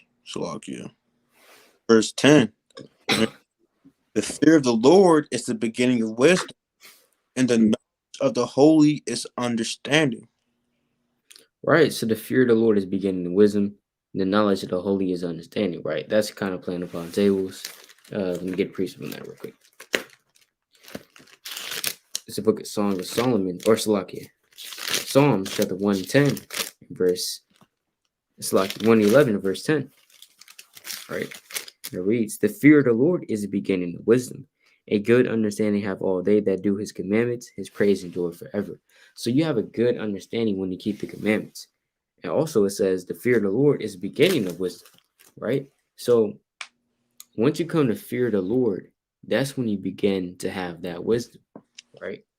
You fear the Lord, right? And then now your wisdom is going to increase because you fear the Most High God, right? So come. Book of Proverbs, chapter 8 and verse 13. The fear of the Lord is to hate evil. So if you have to fear the Lord, you're going to hate evil. What's evil? Anything contrary to the law, statutes, commandments. So Right. law, commandments, that means you fear the Lord. You're keeping it and things to the best of your ability. You fear the Lord. Right. Pride and arrogancy in the evil way in the forward mouth do I hate. So if you hate the things that the Lord hates, like David had a perfect heart toward the Most High, guess what? That means you're righteous. You fear the Lord. This thing. Mm-hmm. Con, all praises. And knowledge of the holy is understanding. Like, Con, it's playing upon tables. Verse 11, Proverbs 9 and 11. For by Mm-hmm. me thy days shall be multiplied, and the years of thy life shall be increased. So exactly. So by wisdom, your days are going to be multiplied upon the face of the earth, right? Because what is wisdom going to tell you? Remember, wisdom is going to instruct you. And what is wisdom going to say? Honor thy father and thy mother, right? Let's get that. Let's go to Exodus 20 and verse 12. Okay, that's what wisdom is going to tell you. Honor thy father and thy mother. Wisdom. What is wisdom going to tell you? Thou shalt not kill, right? Thou shalt not steal. Thou shalt not covet, right? That's what wisdom is going to tell you. Wisdom is not going to tell you, how to get that woman, right? How to get that woman. That's not what wisdom is going to tell you, right? Remember, the Lord said the knowledge of wickedness is not wisdom, right? In the book of Sirach, I believe the 19th chapter, right? Not mistaken. The knowledge of wickedness is not wisdom, man, right? So that's not what she's going to tell you. She's not going to be telling you, you know, how to damn finesse your brother, right? So this is how you want to do it. Going to come up to him. You want to give him this plan, right? And then this, and that, then that. Hey, that's not what wisdom is going to tell you. Wisdom is going to tell you how to serve the Lord, right? Wisdom is going to tell you, or is going to give you that experience, also that wisdom and knowledge, and understanding as well. She's going to tell you to keep the commandments, right? To sum it up, basically, right? Let's go to Exodus chapter 20, verse 12, though. Honor thy father and thy mother, that thy days may be long upon the land which the Lord thy God giveth thee. All right. So if you want your days to be long upon the land, we ought to be honoring our father and our mother, right? But come. So I can get this precept real quick in Proverbs chapter 8. It's like Proverbs 13 and verse 13. And it reads, whoso despiseth the word shall be destroyed, but he Right. who feareth the commandment shall be rewarded. So if you fear the commandments of the Lord, it's going to keep you away from evil and from sin. And we know what sin is. Sin is what? Death. So that's why it says your years in our life is going to be what? It's going to be let's say real quick. It says it will be, bear with me. It would be increased, right? And multiplied because you're being kept from death. But if you're in sin, sin's going to get you destroyed. If you're not keeping the commandments, that's what's going to get you destroyed. Hence, you got not George, George Floyd. If I say that's his name, yeah, George Floyd. You got all these different people who's dying very early, 8 years old, 15 years old, because they're not following the law, statute, commandments. That's why their days are very short. 21 years old, 23 years old, go to the hood. They got a white t-shirt on. R.I.P. Ray Ray, who's only a young boy. Well, sister, she was probably out there trying to kill people, man, being wicked. So that's why we got to keep the commandments and live in this thing. I forgot that precept. Let me see. Let me see if it's in this precept. But basically, I believe it's in the prophets. The Lord was like, why? Basically, he said, why do you want to die? Just keep the commandments, man. Why do y'all want to die? Oh, Right? I believe that's Ezekiel 33 verse 11. Ezekiel 33, verse 11. Con, if not mistaken, yeah. You can pull that if you want to. Okay, con. You can go ahead and get. I don't know. It's other precept. But there's another precept that says, keep my commandments and live. Oh, that's Proverbs 7 and 2. A word? Con, keep my commandments and live, and the laws as the apple of thine eye. Let me see. Okay, yeah, you can get that. Yeah, that might be the one I'm looking for. There's one in Deuteronomy, though. It might be chapter 11, but it's straight there. Okay, con. Yeah, it's a good precept, dog. Yeah, is this it? Proverbs 7 and 2. Keep my commandments and live, and my law as the apple of thine eye. Con, yeah, that's it. Con. Fuck it, con. Yeah, so you guys. God, all praises. But con. Yeah, and in Proverbs 9 and 11 it says, For by me thy days shall be multiplied, and the years of thy life shall be increased. Now, also on another level, when you're reading the books of wisdom and you're gaining this knowledge, wisdom, understanding, literally it shows you how to maneuver in the society, right? It shows you how to maneuver in society. It shows you how to maneuver in life, how to maneuver in the truth, right? How to deal with your woman, how to deal with your brothers, how to deal with your enemy. It deals with everything. It touches on everything. So of course your life is going to be multiplied because you're going to be like, see, I already know what decision to make because this isn't that precept, right? See, people in the world, they don't have this wisdom right here. So they're going to be like, I don't know what to do. I don't know what to do. This. Hey, see, that's why you got to be reading this, right? Because this gives you comfort. It's like, yeah, I know what to do. Right? I know what to do because Proverbs 11 and 9, right? It says this, right? And the Lord, for example, the Lord says, bow down thine ear to understanding, right? Or bow down thine ear, right? And hear and listen and understand, right? Now, certain people, you have or people they don't know that precept, so they just keep running their mouth, right? Running their mouth. They come across the prophets, they think they can just run their mouth, right? If you just run your mouth all the time, you're not going to learn anything because you're always saying stuff, right? So you're not going to learn anything, man. Sometimes you got to be quiet and shut up and just learn. You know what I'm saying? Just shut up for once. And the scriptures teach that. That the scriptures also teach how to deal with your enemy in Sirach 11. First of all, Sirach 9. Let's just get that real quick as an example of how this the wisdom can literally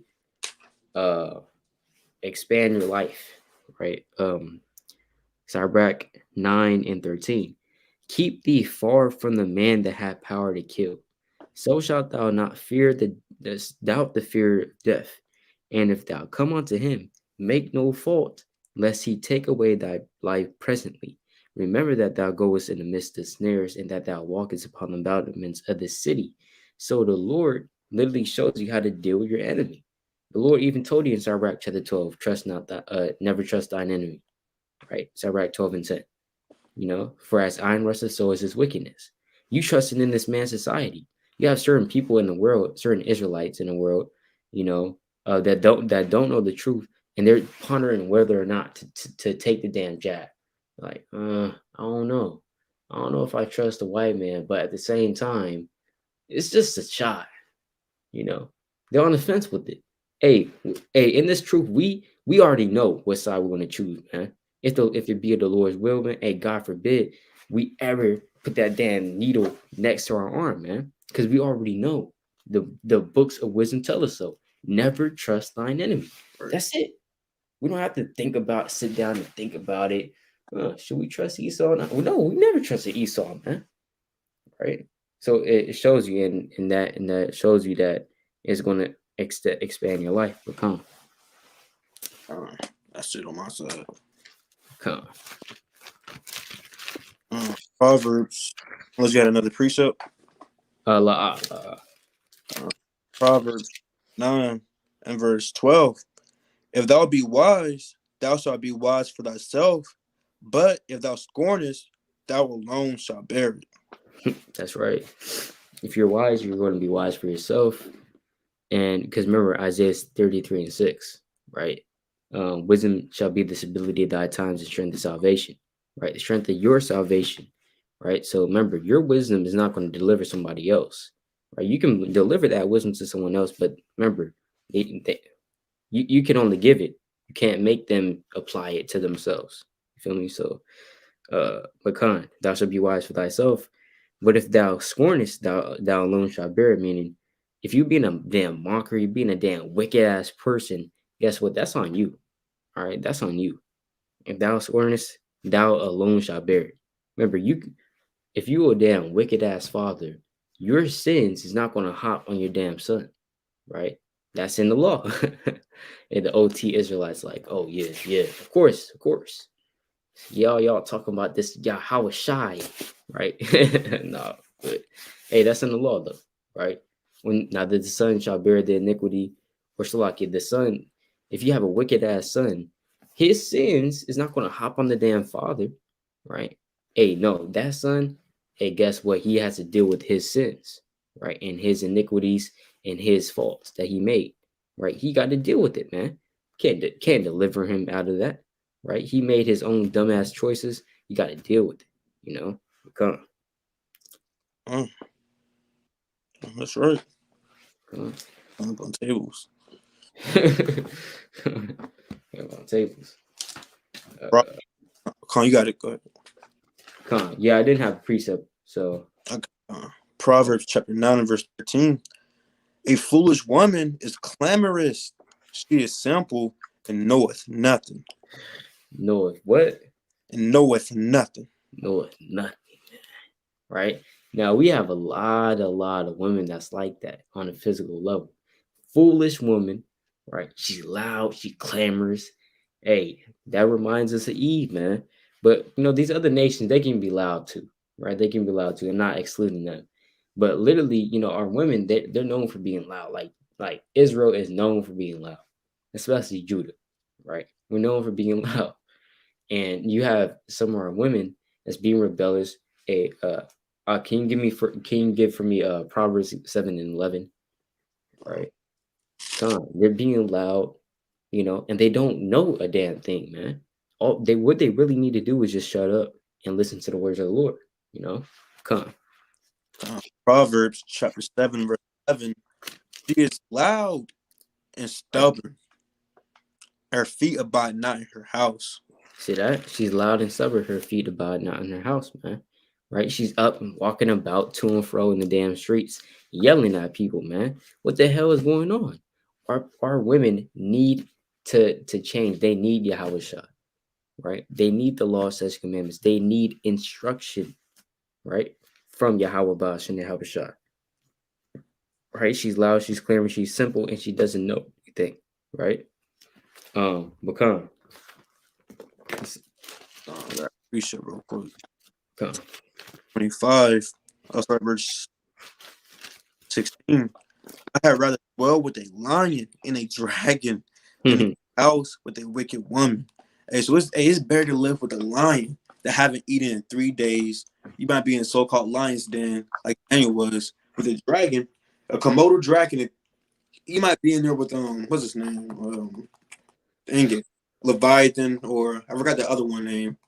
You know, and Joe, I forgot.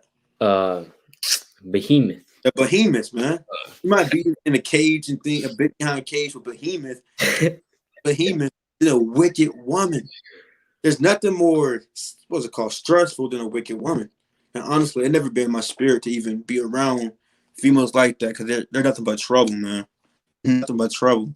From experience, what I saw and things of that nature, it's madness, man. It's always chaos. Verse 17, the wickedness of a woman changeth her face, and her countenance. You said what? But it's a lot. No, I was just it's a lot. Her husband shall sit among his neighbors, and when he heareth it, shall sigh bitterly. Right? You might be with the the Akium and things of that nature, kicking it. If he's a dedication or something, y'all all in the crib, might be playing a game, might be going over scriptures, might be just talking, chilling. Then guess what? You hear your wife come up the stairs and knocking on the door, yelling, "Who is he in there? Is he in there?" Banging on the door. "Open this door up, Yasharala. I know you ain't here." You're gonna be at the table like, "Oh my gosh." That's how you're gonna be. Then the other people gonna be like, "What's going on? What's going on?" You're gonna be like, "Nothing. It is what it is." And the brother get got on, man. Like what you got going on at home, brother? All him lose, but hey, man. Be with certain brothers, man. They can't stand up because the woman, she has all the authority. She took his power, and it is what it is. He got to deal with it. He put his head down, and he cannot come back to Feast of Dedication no more. That was the end of his Feast of Dedication. But you got to watch out for females like that because they're loud and clamorous. They rule the house. Okay, you got it. Right. That's madness, man. That's madness. I got Sirach chapter 26, verse 27. Right. It says, a loud crying woman. You see that? A loud crying woman and a scold shall be sought out to drive away the enemies, man. Right. So you can't be that loud crying woman, right? Being loud, clamorous, right? And not knowing a damn thing. You're not saying anything, man. Right? It's just folly coming out of your mouth, you know. But that's madness, and that's disorderly, you know. Con. We had precept. There's a lot of precepts to get on Aqua, man. We know, but now time has come. There's a season and a time for everything. Now we're not right now. But this is the book of 2 Samuel, chapter 6. The whole thing is it leads up to it, but dang, I'm gonna jump down. I'm gonna jump down. For time's sake, I'll jump down. 2 Samuel 6 and verse 16. As the ark of the Lord came into the city of David, Michal, Saul's daughter, looked through a window and saw King David leaping and dancing before the Lord, and she despised his heart. Right? So you might Mm. say, yeah, Kim, you brought it out, you got sheep, you was cutting doctrine and things of that nature. Then guess what? All the Akim, they go back to a brother's house, and the sister's already there. They make the food and things of that nature. You get the car, call me Yasharala. All praise to the Most High. She look at the window. What's all that noise? Then she sees you dancing, saying Kwame Yasharala. Hugging the brothers, dapping the brothers up, and things in that nature. And now she, guess what? She despises you now, right? She despises you because you're having a good time, right? I'm gonna jump down to the point though. Verse 20. Dang, let me see. Verse 20. Then David returned to bless his household, and Michal, Yeah.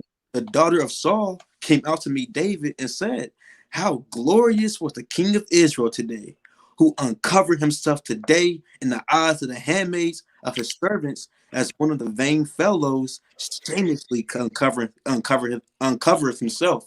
And that's how she said it probably. How glorious was the king of Israel today. Giving him sass, man. That's what happens today. When you're having a good time, you might go out in public with your girl to the mall, all these females cleaving to you and things of that nature. There's nothing you can do. And guess what? Y'all go back home. She was like, you were showing your ass off and things. She's going off on you, man. Give you the being jealous, right? Verse 21. And Mm-hmm. David said to Michal, it was before Yahweh, which chose me before thy father, and before all his house, to appoint me ruler over the people of the Lord, over Israel. Therefore will I play before the Lord. And I will yet be more avowed than this. I mean, I want to do more than this. Just because we said that, I'm going to do more than this, man. Right? It will be based on my own sight and of the maid servants which thou hast spoken of them shall I be had in honor. I mean, he's going to do the same thing in front of the maid servant. He's going to do the same thing in front of the maid servants. He's going to be had in honor in front of them. Just because you want to talk this crap, I'm going to do it again. Verse 23. Therefore, Michal, the daughter of Saul, had no child until the day of her death. And that's what happens when you buck up against the Lord. That's what happens. You're going to have no child until the day of your death, man. The Lord going to make you barren, and it is what it is, man. So you ought to be quiet. Come. You ought to be quiet, man. That's crazy. That's a mighty account, man. That's a mighty account for real. So yeah, you women, you women that's want to be clamorous, you women that's want to be hella loud and talk back to your husband, man. Hey, hey, this count says everything, man. McCall, she talked back to her husband, David, And guess what? She didn't have any kids to the day of her death, man. Right? That's crazy. Yeah, God. See that? Come. You can go back to that. Yeah, there's a lot of precepts, but yeah. Oh yeah, you had another precept? I'm just saying there's a lot of precepts on that. That's all. Yeah, that's just a lot of precepts, man. But if you need, I can get one. That's up to you. But Yeah, you can get one. You can get one if you have one. I'll get one more for time's sake. Then. Con. What's it called? The females have to learn it. Have to be in silence. They shouldn't be talking at all. Really, in the midst of a congregation, you know. And honestly, I be seeing on YouTube a lot. I mean, I saw on Instagram this one female. She had an all black dress on. Her whole face and everything was covered up. She had a gun on her Instagram and things in that nature. But she was walking around the congregation saying, "What's up, though?" You know, saying "What's up," saying, "Hey, say something, say something once to the camera to all the men of the congregation." I'm like, man, I don't know where they do that at. I don't know. They don't have to though. Let me get this precept though. We're going to First Timothy. So bear with me. My Bible kind of messed up. Gotta get a new one now. It's time. Timothy chapter 2. Let me see. Chapter 2 and verse. I will get straight to the point. In verse 11. Let the woman learn in silence with all subjection. So they gotta be in silence. They shouldn't be talking really, especially when men are communicating and things of that nature. Even shows you in movies when the two couples come together at like a reunion or at a feast and things of that nature. The two couples come together. The man, they stay there and talk. The female will pull the other female away and they go do their own thing. They don't stand right there and just talk in the midst of a midst of men and things of that nature. Females, they do their own thing. They do their own thing. Men, they do their own thing. Because when females are involved, all hell breaks loose.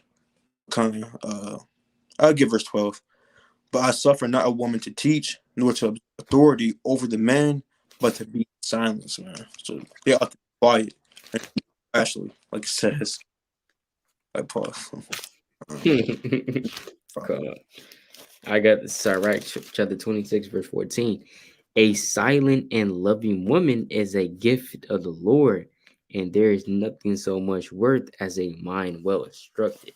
And I love that precept, man. Like, I love that precept. Like, when it concerns righteous women of our nation, man, that's a good precept.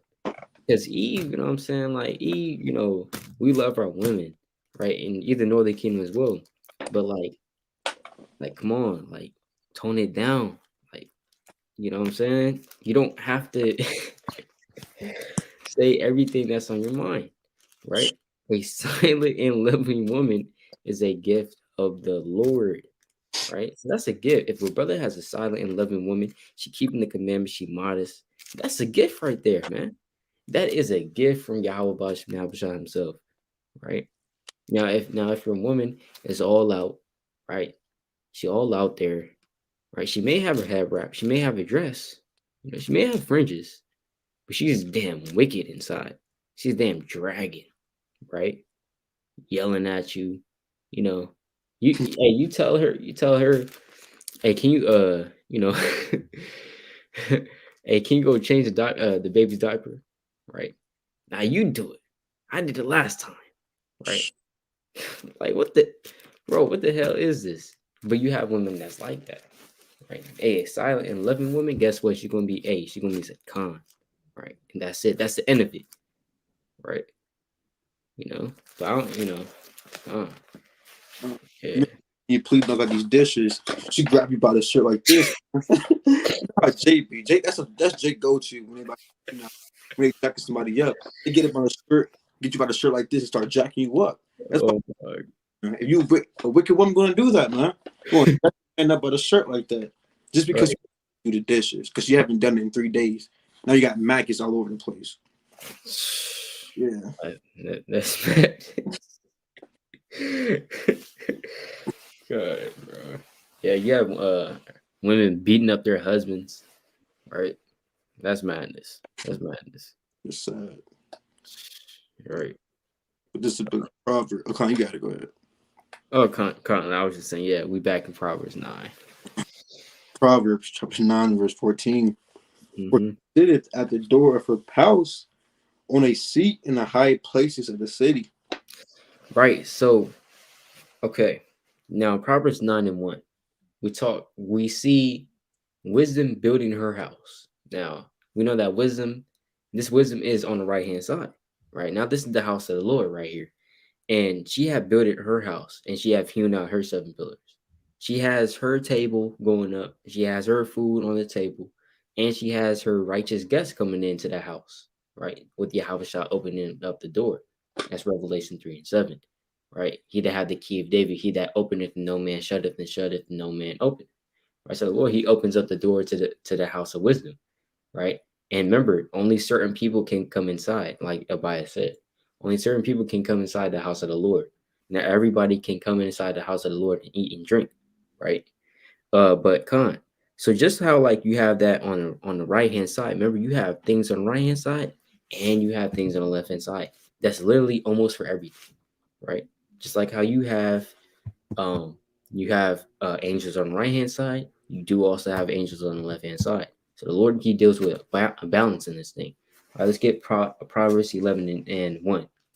Trying to read that from Bob Kashah. Proverbs chapter 11, verse 1. A Right, false balance is abomination to the Lord. right. Just weight is his delight. A just weight is his delight. So the Lord, he delights in just weights, just balances. So just like how you have things on the left hand side, you got things on the right hand side.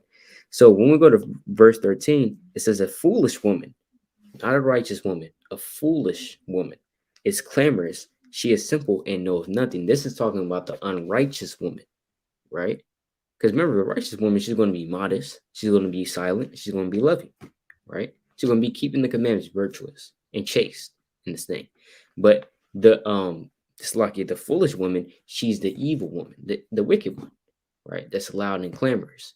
Now, this wicked woman also is symbolic for what? Satan's house, right? In verse 14, it says, for she sitteth at the door of her house. So we know that on the left hand side, Satan has his own house. Just like how the Lord, he has his house, Satan has his house as well. Let's go to the book of Psalm chapter 84. Right. Let's go to Psalm chapter 84 and verse 10. Read that for me, King. Chapter 84, verse 10. And it reads, for a day in thy courts is better than 1,000. Mm-hmm. I had rather be a doorkeeper in the house of my God Right. to dwell in the tents of wickedness. So you have something called the tents of wickedness, right? You don't want to dwell in the tents of wickedness. You want to dwell in the house of the Lord, right? Not in the house of wickedness, but in the house of the Lord, right? So let's go to the book of Proverbs chapter 5, verse 5. Right? Proverbs chapter 5 and verse 5. Mm-hmm. Her feet go down to death. Her steps take hold on hell. Right. So you don't want to follow wisdom or like you follow this wicked woman to her house, man. Right. Hey, just like how in the world. Or actually, it's lucky. Let's go back to Proverbs 9 and verse 15. Let's read that and I'll bring out that point real quick. Proverbs chapter 9 and verse 15. Mm-hmm. To call passengers who go right on their ways. Exactly. So she calls passengers who go right on their ways. Right. Now, these passengers, when they go into the word, is literally going into travelers, right? Now we're the travelers, right? Israel, we're traveling to and fro. We're in the streets, right? Now you have the house of the Lord and you have the house of Satan, for lack of better terms, right? And it says what she calls passengers who go right on their ways, who's going into that right path, right? We trying to find the house of the Lord. We're going on the right path, but she's calling out onto us, right? The world, you know what I'm saying? The world, wickedness, evil is calling out to you. Come over here. Come on, come smoke this blunt. Come to this party over here, right? Come over here to this club on the Shabbat, right? No, why are you going to camp? Come to this club, right? Hey, that's the world calling out onto you, you know. Remember what it used to feel like, remember this, remember that, right? That's the world calling out onto you. You don't want, you don't want to follow her because her step take hold on hell. Okay. But it says what? To call passengers who go right on their ways, man.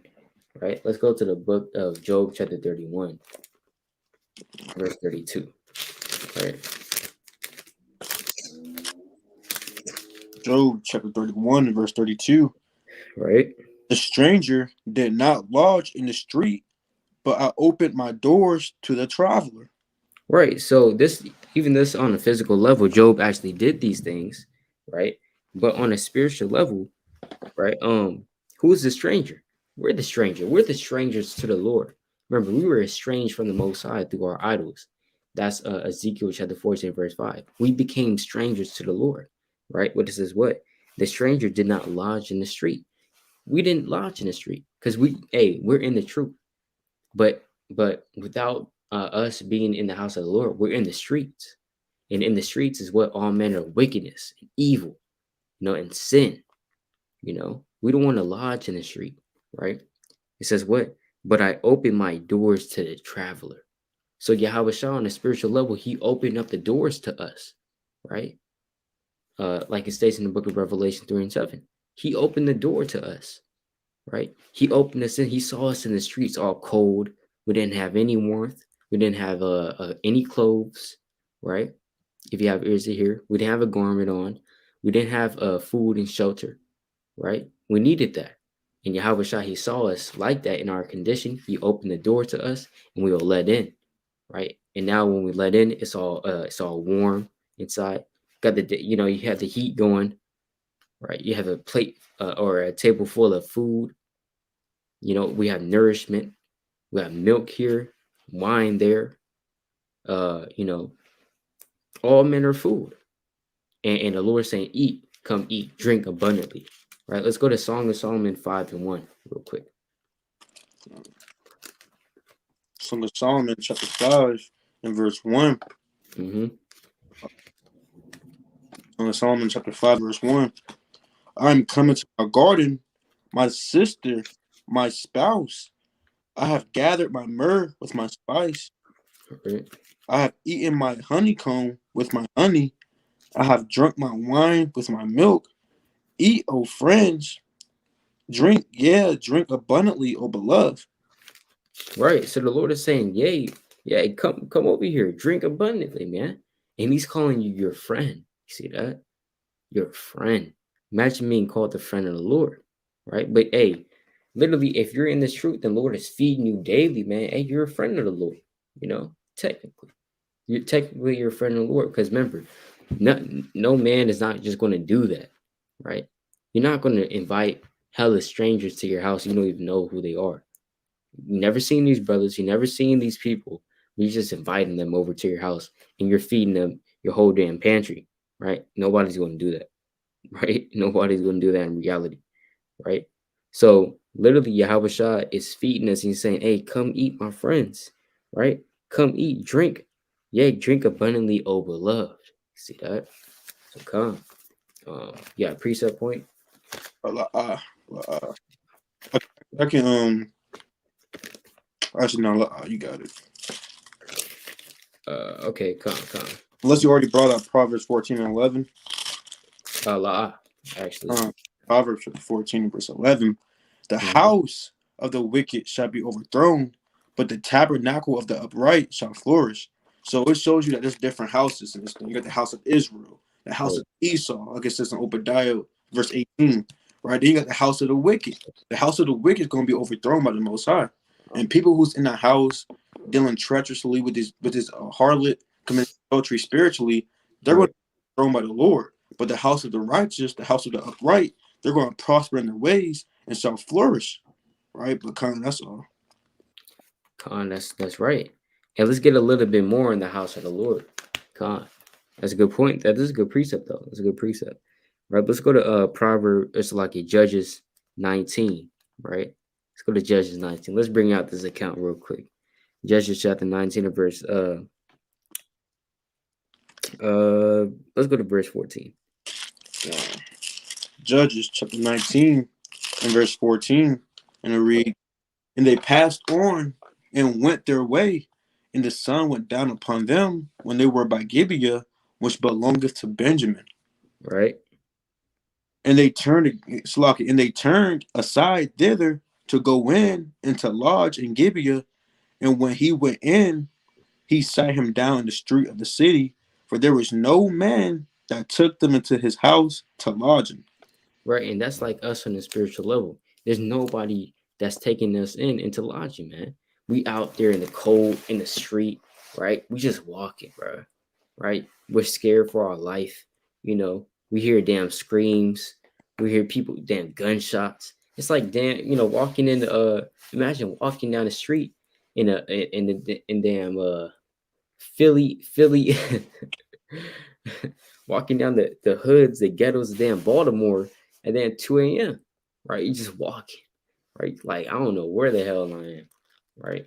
It's like that, Then nobody took us into our house, into his house for lodging. But come on, let's keep going. Verse 16. And behold, there came an old man from his work out of the field at even, which was also of Mount Ephraim, and he sojourned in Gibeah, but the men of the place were Benjamites. Right, so there came an old man from his work out of the field at even. So this old man, right? Now let's just keep that in our mind. He's an old man. He came out from his work in the field. He was working in the field at even, right? But let's keep going. Verse 17. And when he had lifted up his eyes, he saw a wayfaring man in the street of the city. And the old man said, whither goest thou, and whence comest thou? Right, so when he had lifted up his eyes, he saw a wayfaring man. Remember, a wayfaring man, it just means a traveling man. In the book of Isaiah 33 and verse 8, it tells you that the wayfaring man ceases, right? Meaning the traveler, right? That's going into Jacob's trouble, essentially, right? And during Jacob's trouble, you're not going to see basically people traveling by, right? It's going to be like a ghost town. That's basically what the Lord is saying, right? But the wayfaring man, right? He saw the wayfaring man in the street of the city, and the old man said, "What? Whither goest thou, and whence comest thou?" That's like on a spiritual level. What is the Lord? He asks us that. Like he asks us that when he encounters us. Hey, where'd you come from? Right? We ask Jake that on a day-to-day basis, or when we go out into the highways and byways. We say, Jake, where's your homeland at? Right? Where'd you come from? Where are you going? Where's the end all be all? Right? How do you get the kingdom of heaven? Right? Because Jake, yeah, you just walking. You have certain Jakes, they're just aimlessly walking, just aimlessly. I know Jakes that just do that.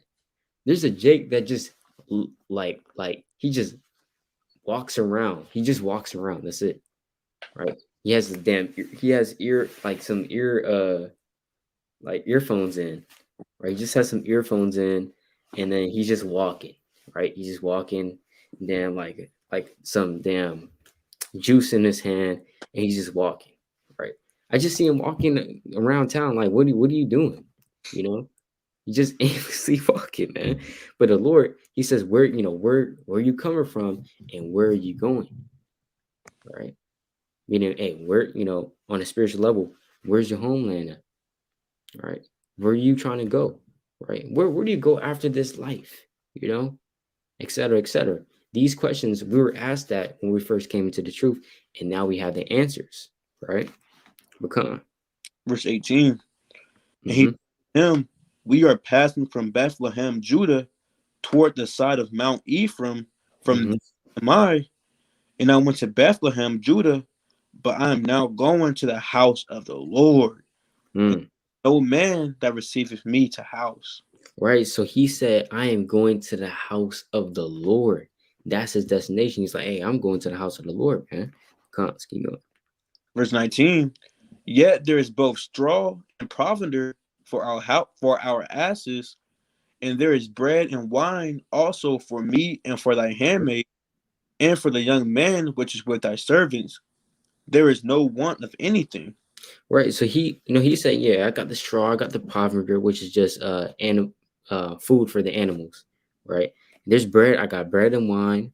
right? I got my servant here. I got my woman right here, right? There's no want of anything. There's no lack of anything except for what? Shelter, of course.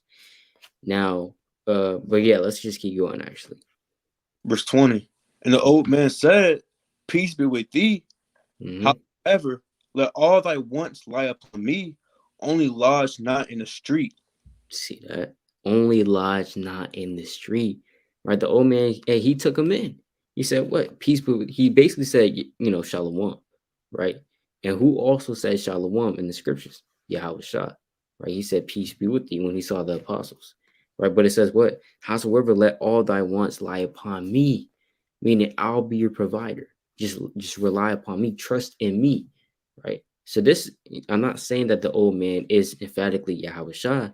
But what I am saying is that through the precepts, through the understanding, this old man could be a representation of Yahawashi, just like how Boaz kind of has similar traits of Yahawashi when you read the book of Ruth, being a rich man having a vineyard, right? And such also other things, right? Being of the tribe of Judah and whatnot, right? But it says what?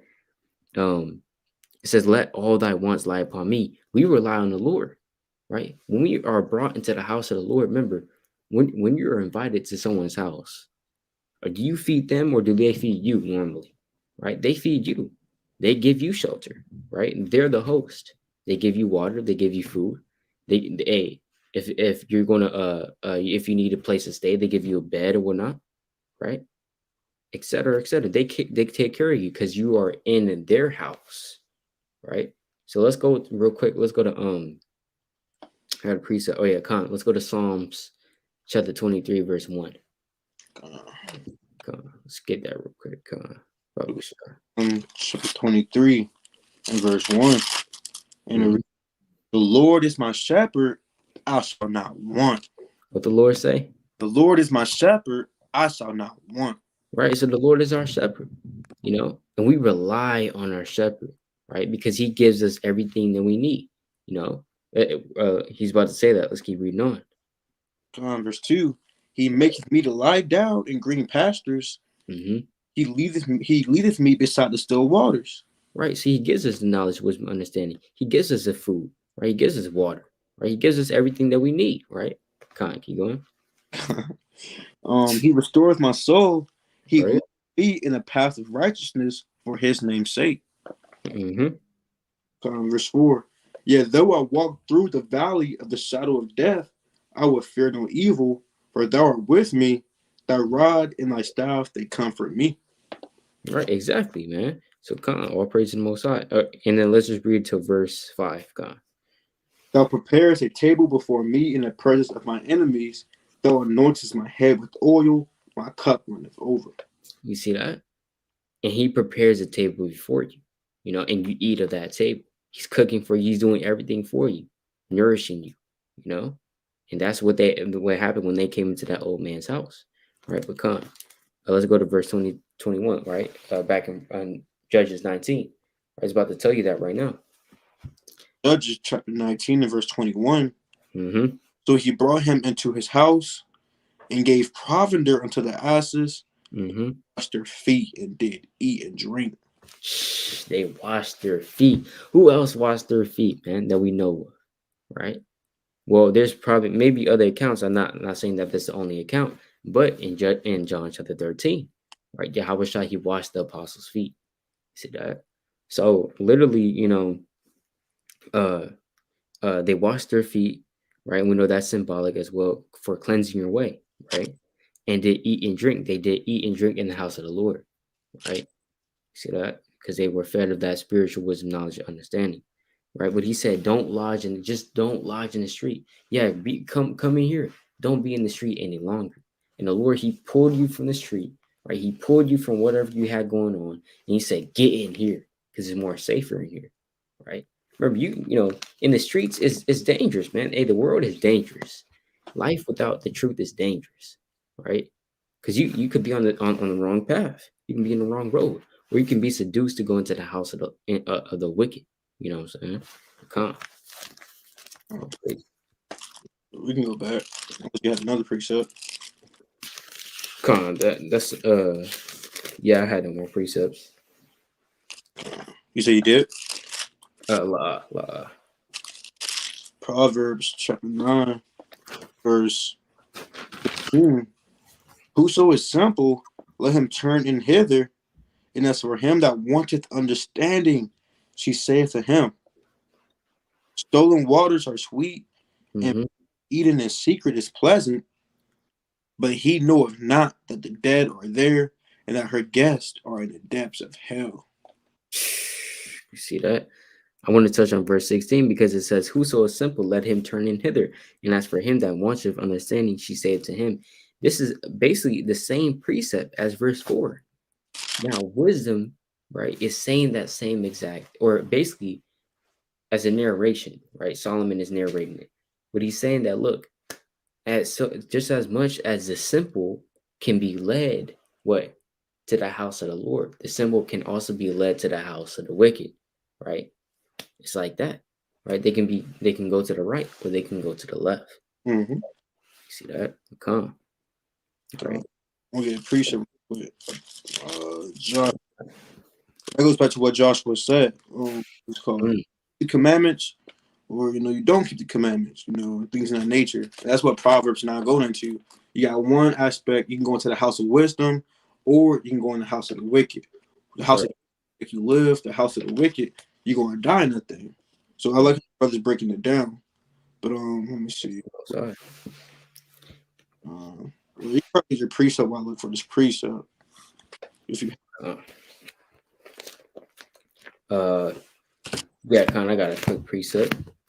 It's a book of Sirach, chapter 15. First lock. Oh yeah, I'm in second Ezra's. It's a book of Sirach, chapter 15, and verse number I'll start verse 16. It says, right, he have set fire and water before thee, stretch forth thy hand unto whither thou wilt. Before a man is life and death, and whether him liketh shall be given him. Right. So if you like life more, you're gonna be given life. But if you like death, death to you, man. Right. So you got the house of life and you got the house of death. See that? Come. I found it. It was in the wrong chapter. Well, phrases. Chapter 24. Right. Joshua 4, verse 15. And if it seem evil unto you to serve the Lord, choose you this day. It's 2:27 a.m. on the East Coast. So that means it's going to be around 11:27 on the East Coast. I mean on the West Coast. Correct. So this day, right when you hear this voice, right when you see this, Lord willing, it says, choose you this day whom you will serve, whether the gods which your fathers served that were on the other side of the flood, or the gods of the Amorites, in whose land ye dwell. But as for me and my house, who will serve the Lord, man. Right? So straight like that. If you're not serving the Lord, then guess what? You're serving Satan. You can't serve Mammoth. You can't serve the Lord and Mammoth at the same time. Unless you hate one and serve the other. You can only pick one. The Most High or Satan. That's right. I got Sirach. First Corinthians chapter 10, real quick. It's First Corinthians chapter 10 and verse 20. But I say that the things with the Gentiles sacrifice, they sacrifice to devils and not to the Most High.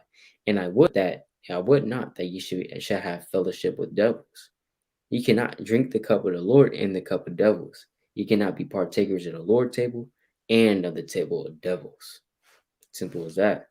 All right. Come. That's all I got, King. Come. All praise. You said what? That's all I got. All right. Come. All praise. Right. Yeah. Right. So in Proverbs 9 and 17, this is what she's saying, right? She's saying, stolen waters are sweet, and bread eaten in secret is pleasant, right? Now, this could be alluding to what? Spiritual fornication, right? That's what she wants to do in the house, right? In the house of wickedness. And that's what you have in the house, in the houses of wickedness on a physical level, too. A whole bunch of damn fornication and folly going on, right? Damn getting drunk and lust, lasciviousness, right?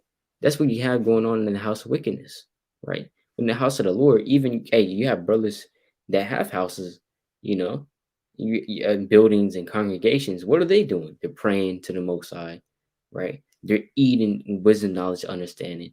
They're reading, right? They're studying, etc., right? Praising the name of the Lord, right? But it says what? Stolen waters are sweet, and bread eaten in secret is pleasant, right? So she wants to commit spiritual fornication. You know, when you go to the book of Proverbs, chapter 5, verse 15, it says, drink waters out of thine own cistern, and running waters out of thine own well. Let thy fountains be dispersed abroad, and rivers of waters in the streets. So you want to drink waters out of your own cistern. Drink waters from Yahawashi, right? Drink waters out of your own nation, and not out of these strange nations and these strange wicked women. You know, you want to drink water from wisdom, you know. But come.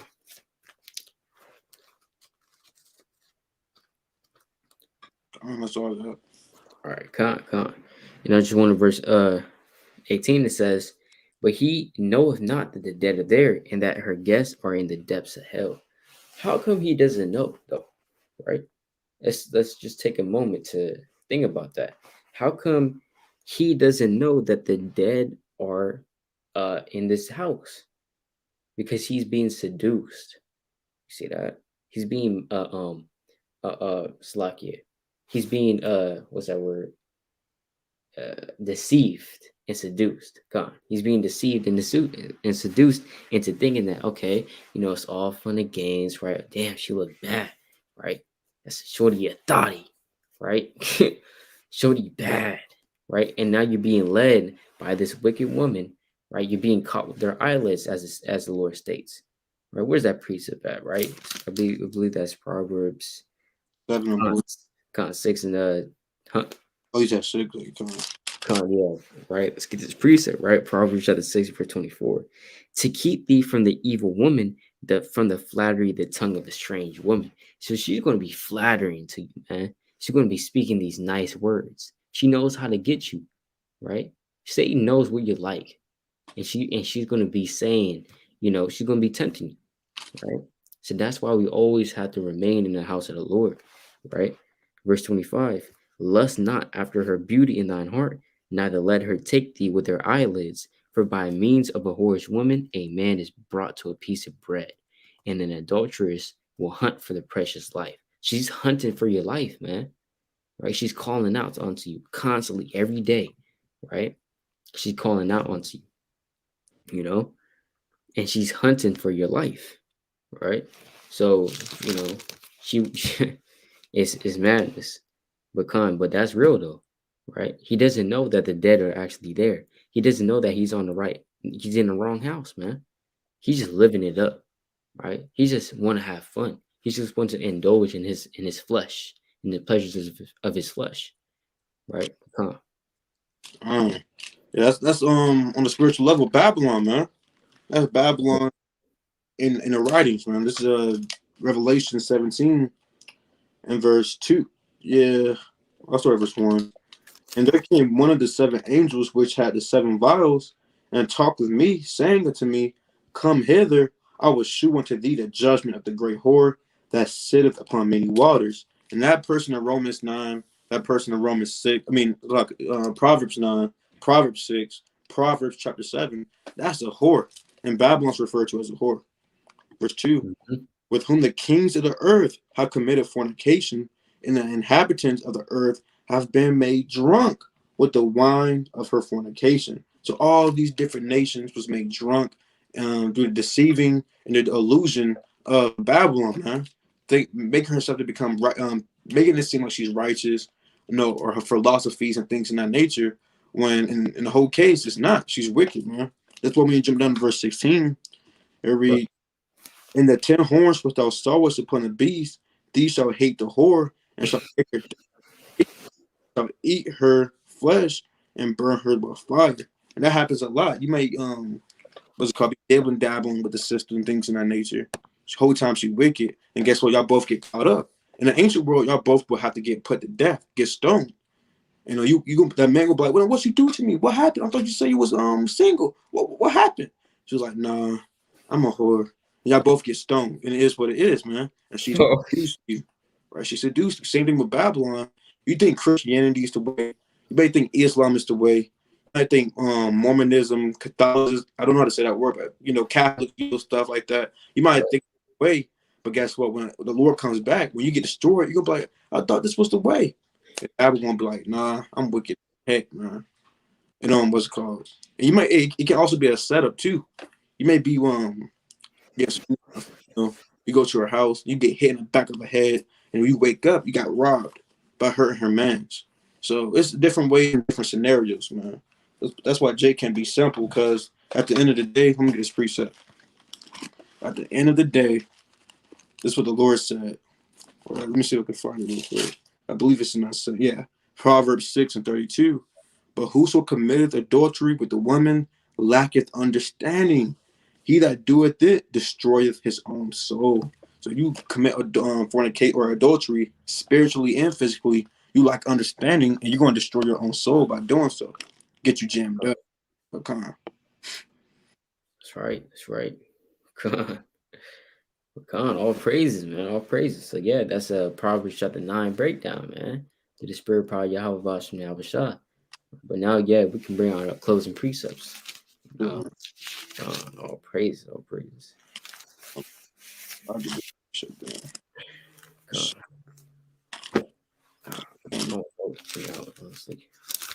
It's the book of Psalms. Let's see. Bear with me. Chapter 21. This whole book of Psalms, chapter 21, is very good through the spirit. But Psalm 21 and verse 2, thou hast given him his heart's desire and has not withholden the request of his lips. Salah is really going to Yahawashi, but you can make him a fold to his servants, man. The Lord's going to give you the desire of your heart if you keep his commandments and do his will. Verse 3, for thou preventest him with the blessings of goodness. Thou settest a crown of pure gold on your head, man. I love that. The Lord wants to have a crown of pure gold upon your head. When you read Genesis, I believe it's chapter 40 or chapter 41. I believe chapter 40 though. Joseph, he had a gold crown set upon his head. He had a gold necklace set up about him and things of that nature. He was decked out in gold. How much more that incorruptible crown that Yahawashi himself going to set upon your head? Even David's crown, I believe, is more than 70 pounds, if I'm not mistaken. More than 70 pounds. A lot of Jake can't even curl 70 pounds. Imagine that being on top of your head going to go like that. Your neck might break and things of that nature. But that was 70 pounds in the ancient world, man. A corruptible Japanese man crown. So how much more that incorruptible crown we're going to get from Yahawashi himself? But come on, all praise, all praise. That's right, King. That crown, we want that crown, man. I don't know what you talking about, man. Like all these other people, hey, we want the crown. People, they talking about, they want a damn new they want the new iPhone, right?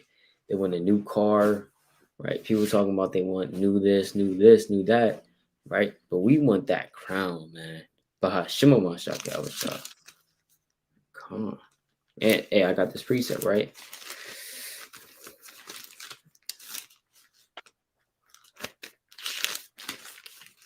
Bring it out. It's a book of Proverbs. It's a book of Mark, chapter 9, and verse 23.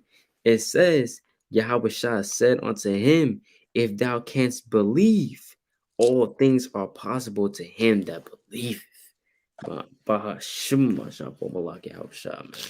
That's one of the most fiery verses ever. The Lord said, if you can believe, all things are possible unto him that believeth.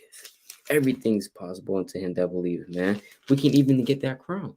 We can get that crown if we believe in the Lord and doubt not, right? Verse 24, and straightway the father, the child cried out and said with tears, he was crying out unto the Lord, man. With tears was he crying out unto the Lord. I hope to do that one time. Just keep bawling before the Lord, crying, man, right before the Lord. It says, and said with tears, Lord, I believe, help thou mine unbelief. We should be saying that every single day, bro. Help thou mine unbelief. Because, hey, guess what? On one fold, you don't really got faith like that, man. I don't really got faith like that, man. Are we really healing people like the apostles?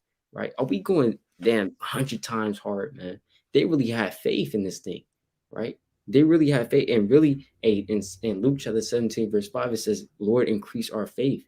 Right? So how much more us? We haven't even seen the Lord, but they were speaking to the Lord face to face, right? So we really need the Lord to increase our faith. We need to be saying this to the Lord. Lord, I believe, help thou mine unbelief. You want the Lord to help you with your unbelief. Because literally, if you have faith, you can say to this mountain, hey, get thee hence. It should be done, man. Did not the Lord say that? Did not the Lord say, if you believe, all things are possible unto you, right? Hey, we believe that, oh yeah, I can't do that. I can't do this. Guess what? The Lord said, if you believe, you can do it, man, right? The Lord also said, hey, with that faith, you can be delivered, right? Why are we not out here yet? Why are we not in the kingdom yet, man? It's because we don't have that faith yet, right? Of course, on one physical level, right? But we should read that one more time. Lord, I believe, help thou mine unbelief. Right. So with that, all praises to Yahweh. Right. Lord willing, this is edifying. Proverbs chapter 9 breakdown. Fire chapter to the spirit. Right. I want to thank the brother AHBAYAH for being on here with me, breaking down this chapter. Right. All praises to the Most High God. Brother Yasharala. Brother Abari. Come back to y'all yet another video through the spirit pod Yahawashi. Lord willing, is edifying. Again, Shalom. Oh, wow. Come on, guys.